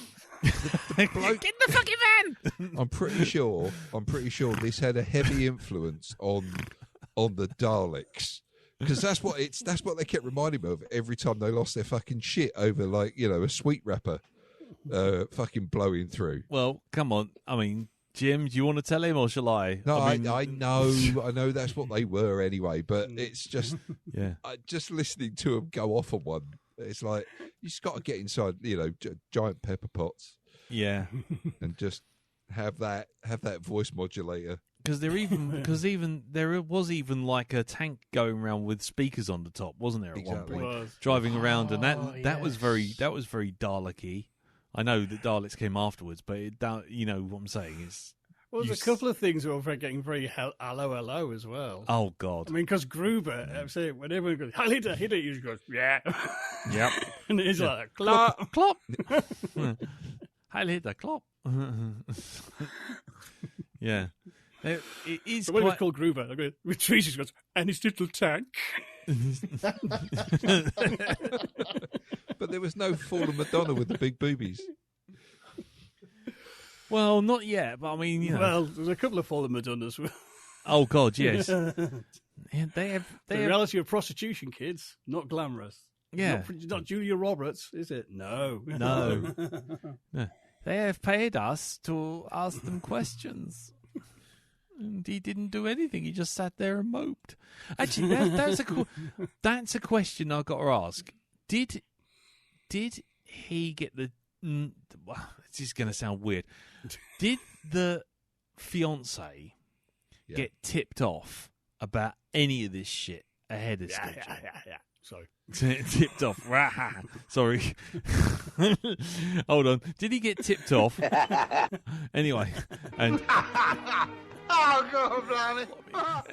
Anyway, did he get tipped off when all three were in the bedroom afterwards when Gruber sort of was stirring the shit up, and he came in and he said, "Oh, you just thought you ought to know what's going on here." Yeah. And then they're sort of like, she starts going, "Yes, I'm in love with the Frederick or whatever his name is," and she's noticed the shadow under the door, and then all of a sudden you cut to outside with Frederick, and then after that, Jan is on board, isn't he? Well, is he on board? That's what I'm trying to work out. Is he on board, or did he just suddenly twig what was going on once he was pissed out of his brains with Gruber with the two hookers?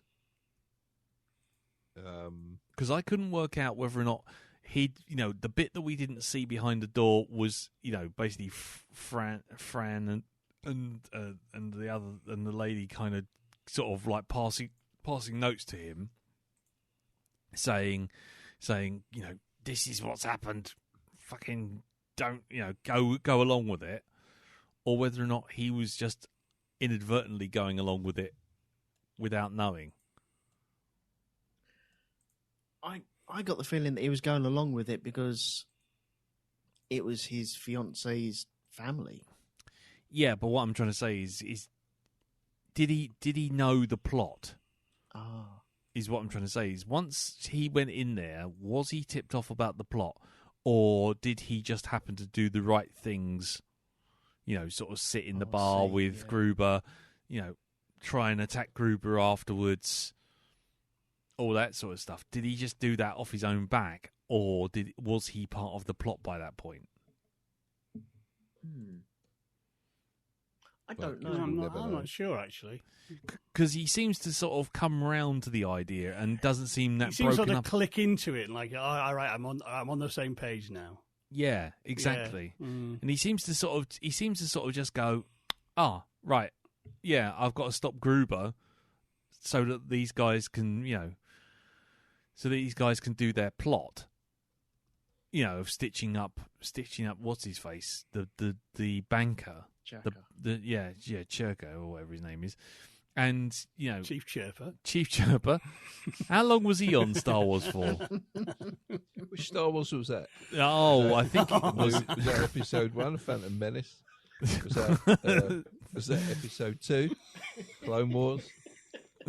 Was it Episode 3? Money Plane. Was it droids? We nearly got through an episode without it. I think it might have been droids. Sure. Was it the Christmas holiday special? Actually, I think it was Caravan of Courage. Caravan of Courage? Yeah, I think he was in Caravan of Courage. Possibly the other one, Ewok of Despair, or whatever the fuck it was. Oh no, it's Caravan of Love. Sorry. It's Caravan of Love. Yeah, yeah. He might have also been in sort of. He might have also been in Battle for Endor. That was another one. Or was he in The Mandalorian? I can't remember. Jesus Christ. What? These are questions we got to ask, Elton. You know? I don't know what your problem is. Jesus, so touchy.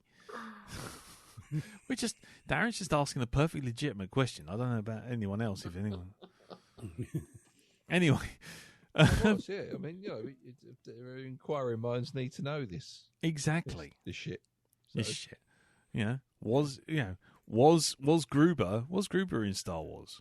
I think that's a question we need to ask. No, anyway. Was he in Episode 3, Revenge of the Sith?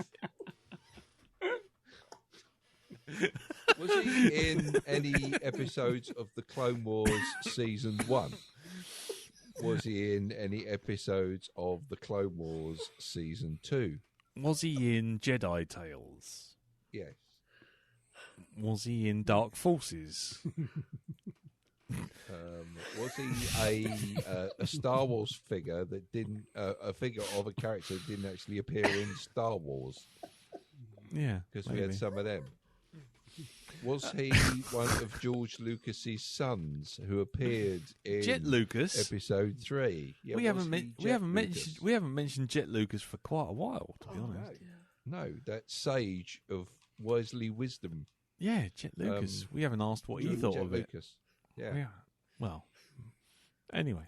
I understand that they go to him and consult him about, the situation in the Ukraine. Yeah. Oh, yeah. What's Jet Lucas think about that? What would Jet Lucas do? What would he do? What would he do? I don't know. Answers on a postcard, please. 2. Feedback at blackdogpodcast.com and just title it, What Would Jet Lucas Do? Yeah. And if you do happen to mention any other people that might have been in Star Wars, can you actually put down where they're from? Star Wars they were in. Yeah, and, that's and important. We need time codes as well. Yeah, all right? That is important.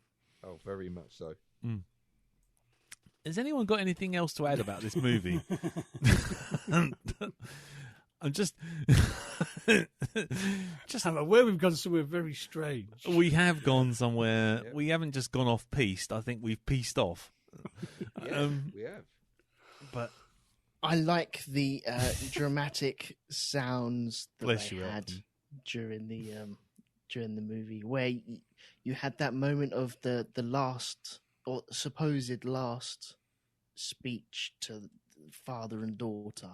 And it was quite a moving moment, and he's like, I would like you to recite this letter to my son, if you don't mind. And she's sitting there going, yes, okay, right, trying to remember all these lines. And then you hear the door close at the back and the car pull up, and then all the, your time is up. And it's nicely staged. I think it's very good. It's very dramatic. Yeah. I did have a little giggle.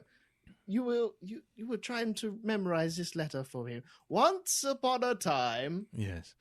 Yeah, I must admit, I was sitting there when he was reciting this massive letter to her. By the time you read this, I shall be gone, and you will be a boy a lot older and a man, and all this sort of thing. And I'm thinking of her just going, right, hold on. No, sitting there with a notepad, going, hold on, have you got a pen?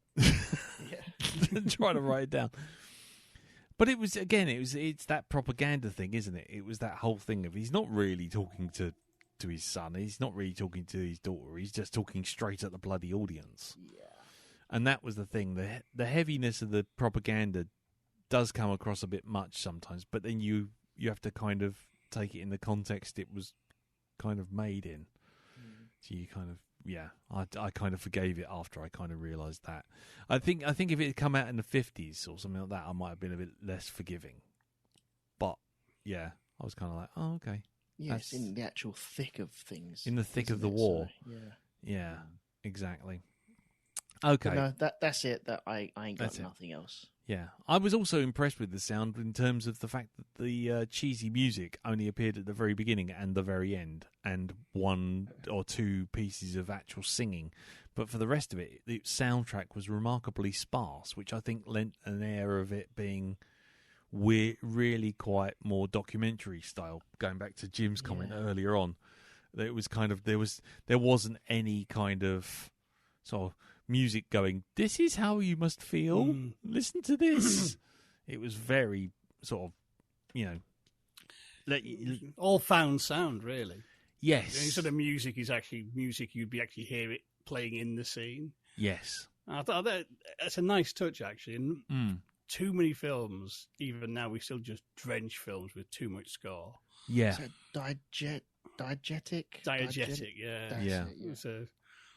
But it's so effective, so you're actually not using music. It's actually incredible. Yeah.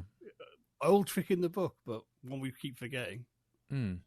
Yeah, it was because normally for films of that era, it's kind of like all the time. It's like a Laurel Hardy movie where you kind of constantly got a violin playing in the background or a 50-piece orchestra or something. Well, that's it. In silent days, films had a live accompaniment, and that was people expecting to see a film. It has music playing all the way through. Yeah, and that lingered quite a while before. Yeah, well, it still does, to be honest. Yeah, well, exactly. Yes. Well, now it's going to be a soundtrack album. Oh yeah. One eye on the soundtrack album all the time. But no, I go to the cinema to watch the movie as the live band plays as well. You guys have done it, haven't you? Yeah, definitely. I'm I might be going to one not too far distant future, but more about that when it happens. But I just found it really, really interesting that the film was pretty much as you say, found sound. It wasn't anything kind of going do do do do do, sort of sweeping around in the background all the time.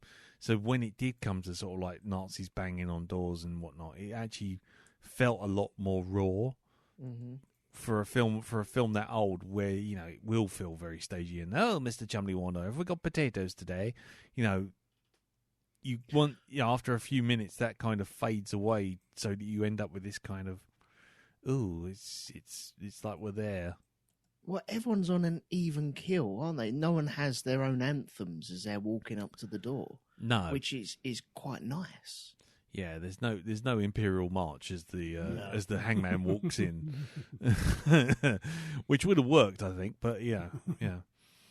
But that's about it, really. I mean, I did enjoy it. And like I say, I must confess, and I'm sure you all did too, that when they finally stitched him up at the end, the fifth columnist, I did have a shit-eating grin on my face of ha ha ha ha ha, you're going to fucking get yours, and I'm not sorry. And I love the fact that the whole town stitches him up, which is kind of the message, I guess, that together, strength together. Yeah, strength in numbers. Yeah, strength. Just that simple defiance. Yeah, Really. I mean, I think for me, where it really just clicks home of kind of actually how deep down the rabbit hole and how fucked he is when he gets the restaurant staff in. Yeah. And they all gaslight him to buggery him back. Oh yeah, absolutely. and that is interesting because that's when you know that it goes back to that point when she goes to the Gestapo, and then the whole town sort of turns on her when she's outside the Gestapo office, and she realizes what she's doing and sort of tries to back out. And I thought she was going to get a kicking. Yeah, exactly, and that's a strong message that the film kind of pushes in your face all the time, that the Nazis only win if people help them.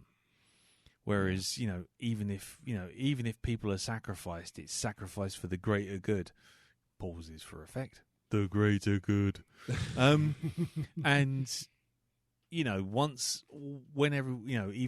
right down to the flower lady, everyone's just like little acts of defiance, but altogether it adds up to basically, stopping them in their tracks. And when the collaborator gets fucked over, and not by one person, not by a few people, but literally the entire cocking town turns on him. It's like, oh, that's beautiful. That was just, yeah. News travels fast, fucker. Yeah. This is called karma, and it's coming around to bite you, fucking fat ass. Yep. Yeah. I loved it. I did genuinely love that. And but yeah. Anyway, so the guy who plays it, if you recognise him, he's the judge in the original Miracle on 44th Street.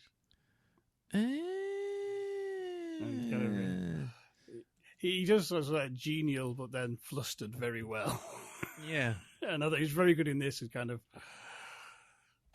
he sort of bluster, and the arrogance starts to crack, and he starts to panic. Yeah. Then he gets overconfident. Yeah. And then at the end, he's kind of that naive hope. Oh, I can go. Yeah. Go on. Yeah. Go on. You can go. Be funny. Yeah. Yeah. Off you go. See how far you get. Yeah. Yeah. Oh, not very far. Yeah. He was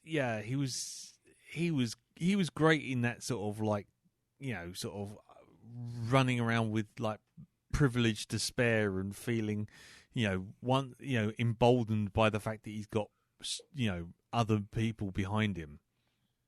Oh yes, and then having that all kicked away, just kicked away from under him, and then suddenly realizing that all the armies in the world won't help him if the entire town stitches him up, and it's just like, love it. Yeah, that was really quite good, especially the bit I had to laugh when he laughs at the German joke when they stitch him up the first time. Yes. And record scratch. Yeah, record scratch. Yeah. And I was going to say, I was almost imagining in the back of my head, it was like Morgan Freeman's narrator voice comes over the top, and it was like, at that moment he knew he had fucked up.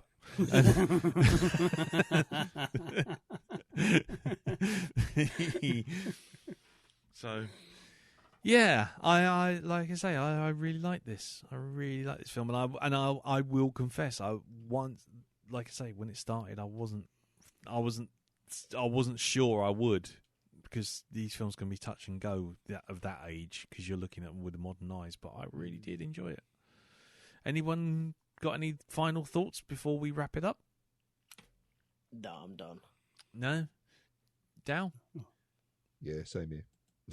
You're done. Yeah. Let's get out before the wheels come off again. I was going to say, yeah. There's a man who's there's a man who's demob happy going off on holiday. Yes, indeed. That's it. I've already left the building. This is just a recorded message. It's like that Doctor Who episode. I know what you're going to say, so it makes it sound like I'm actually here. When actually, no, I'm not. I'm gone. I'm out. His body's here. The soul has left, and is currently on a plane heading. No, that's every week with the body's here, but the soul has left. Oh, that's every episode. Thanks for that. Every episode. Good one. Cheers, man. Thanks. Glad to have you here. Always good. Thank you. Yeah. Thanks for coming. Yeah. Thanks for coming. Cheers. Thanks for coming. Cheers. Thanks. Have you ever said that to people leaving work? What? Before? Yeah, plenty. Yeah, like as they walk out the door and they think they're getting out early, they Yeah. you go, cheers, thanks for coming. Thanks for coming. Good to see you. Yeah, good to see Do you. stop by. Yeah. Anyway. Right, okay, well then, if nobody's got anything further to add, I will wrap it up there. If anyone has seen this film, and it is on Amazon Prime, do let us know what you thought about it. Send it in as feedback to feedback@blackdogpodcast.com, or go onto the Facebook group, which is facebook.com/groups/The Black Dog Podcast, and leave a little message there, and maybe we'll read it out next week. But, talking of next week, we are going to be a man down. So, we are down by Darren. He's off on holiday. Mm-hmm. But we are not down by the man who's going to be picking next week's film. So next week's film is going to be picked by Mr. Elton, sir. Mm-hmm. And you say you have picked your film. You have got it in your mind as to what we're going to watch. Yes, I have, yes. We are staying on Amazon Prime. We are? Okie dokie. And we are going back to the production house of A24. Oh, okay. Because we've done quite a few of theirs. Oh, yeah. More than a few, yeah. And it's a film that I have heard of. I haven't seen. I'm hoping you guys haven't seen it. I can't remember if you've mentioned it in your weeks or not. You probably have. Probably all gone, oh, I didn't like it. And there's me going, oh, look, we're going to watch this film. Oh, never mind. But it is The Green Knight. Okay. Oh. Bet you're sad you're going on holiday now, Dal, aren't you? I am actually sad. That's one film I said back when it came out, I wanted to watch it, and I've completely forgotten about it. And it's just like, oh, fuck. Wow. Darren, do you have a mobile phone? I do have a mobile communication device, yes. Do you have your pocket telephone when you go on holiday? I do, yes.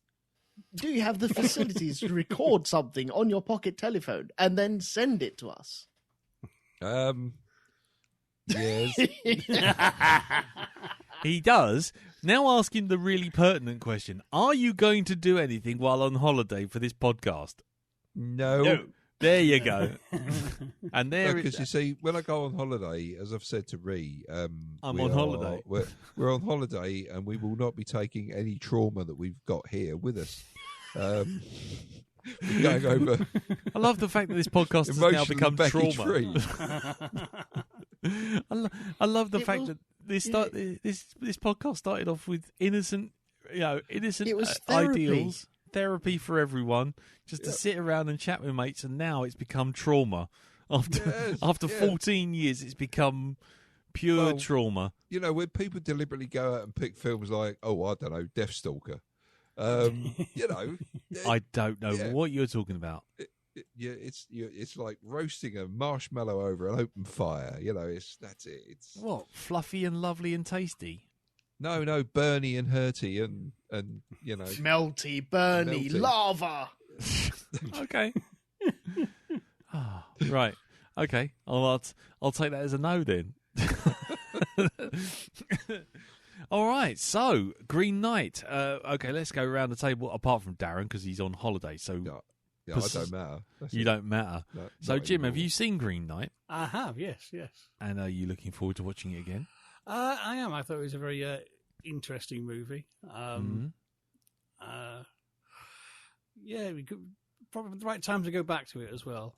I watched it quite when it came out, whenever that was. Probably longer than I realised thinking about it. But yeah. No, I'm quite looking forward to going back. I do like the Green Knight story. I actually like the other two versions that were done in the 70s. So cool. Oh, Gwen and the Green Knight, yeah, and Sword of the Valiant. Oh, as well. So, but yeah, so I really enjoyed it the first time round. It's but it was one of those films that I thought there was a lot in that. I'm gonna have to go back to it. And so that's a welcome return, I think. Yeah, cool. Yeah. I have also seen it, but I saw it when it first dropped on for rent on Amazon, which was over lockdown, I think. It was one of the sort of cinema rentals. So it's been a good 2-3 years since I've seen it. And I've only seen it the once, and I remember being very impressed by it. But, you know, I think, as Jim rightly said, there's a lot in it. And so you kind of, I don't know, feel like you've missed stuff, and sometimes stuff doesn't go in, and other bits kind of, you think, oh, what is this all about? And so I'm really intrigued to watch it a second time. Okay. So I'm looking forward to it. Good pick, sir. Cool. So there you go. And I take it you haven't seen it. No, I haven't seen it. I've heard good things about it. Cool. It's just one of them ones where I've been meaning to watch it, and this is a great excuse to get round to doing it. Excellent. Okie dokie. Well, then, in which case, that's what we will do. We will be watching The Green Knight, and it's available on Amazon Prime over here in the UK. And yeah, if anybody has any thoughts on it, by all means, let us know. Send in your feedback to the usual places. But what we will do now is before we wrap up everything, we shall move over to Pimp's Corner, and we shall find out what's happening over at hypnagoria.com. Jim, what's happening with you, sir? Let me see. What have I done this week? What am I doing this week? Where am I? Who am I? I'm getting old. No, are you in episode 1, The Phantom Menace? Yeah, go on.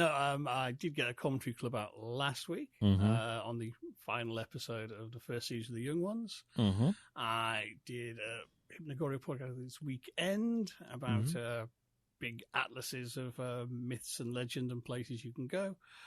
And by the time you hear this, we'll be reading another ghost story with the occult investigator, Mr. Flaxman Lowe. Nice. Cool. And that's all over at hypnagoria.com. It is indeed. Lovely and indeed jubbly. Sounds good. So, Elton, what about you over at Rogue 2 Media? Nothing. And nothing. Where can we watch that nothing? You can grab that nothing at road2media.com. It's probably me talking about cars going round in circles with Andy, but I haven't done anything. Don't apologise for that, man. Sometimes it happens, you know? Sometimes, especially with seasonal things, you can only do the seasonal things when they're actually seasons to do. It is true, yes. So there you go. Be kind to yourself. That's a good piece of advice for everyone. Be kind to yourself.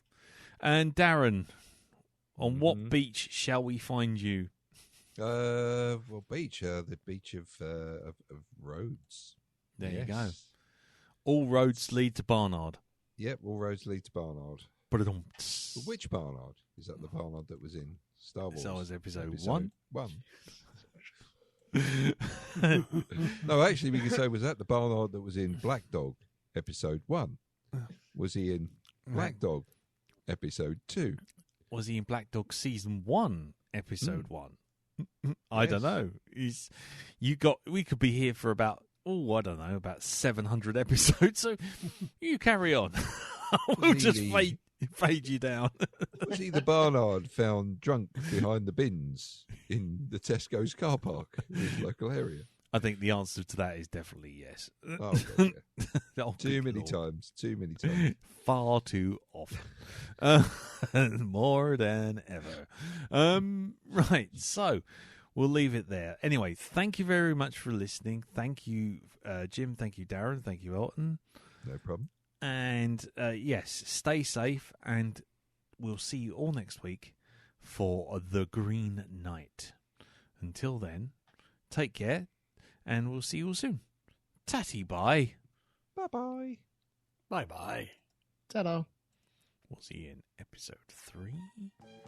See you in episode 4.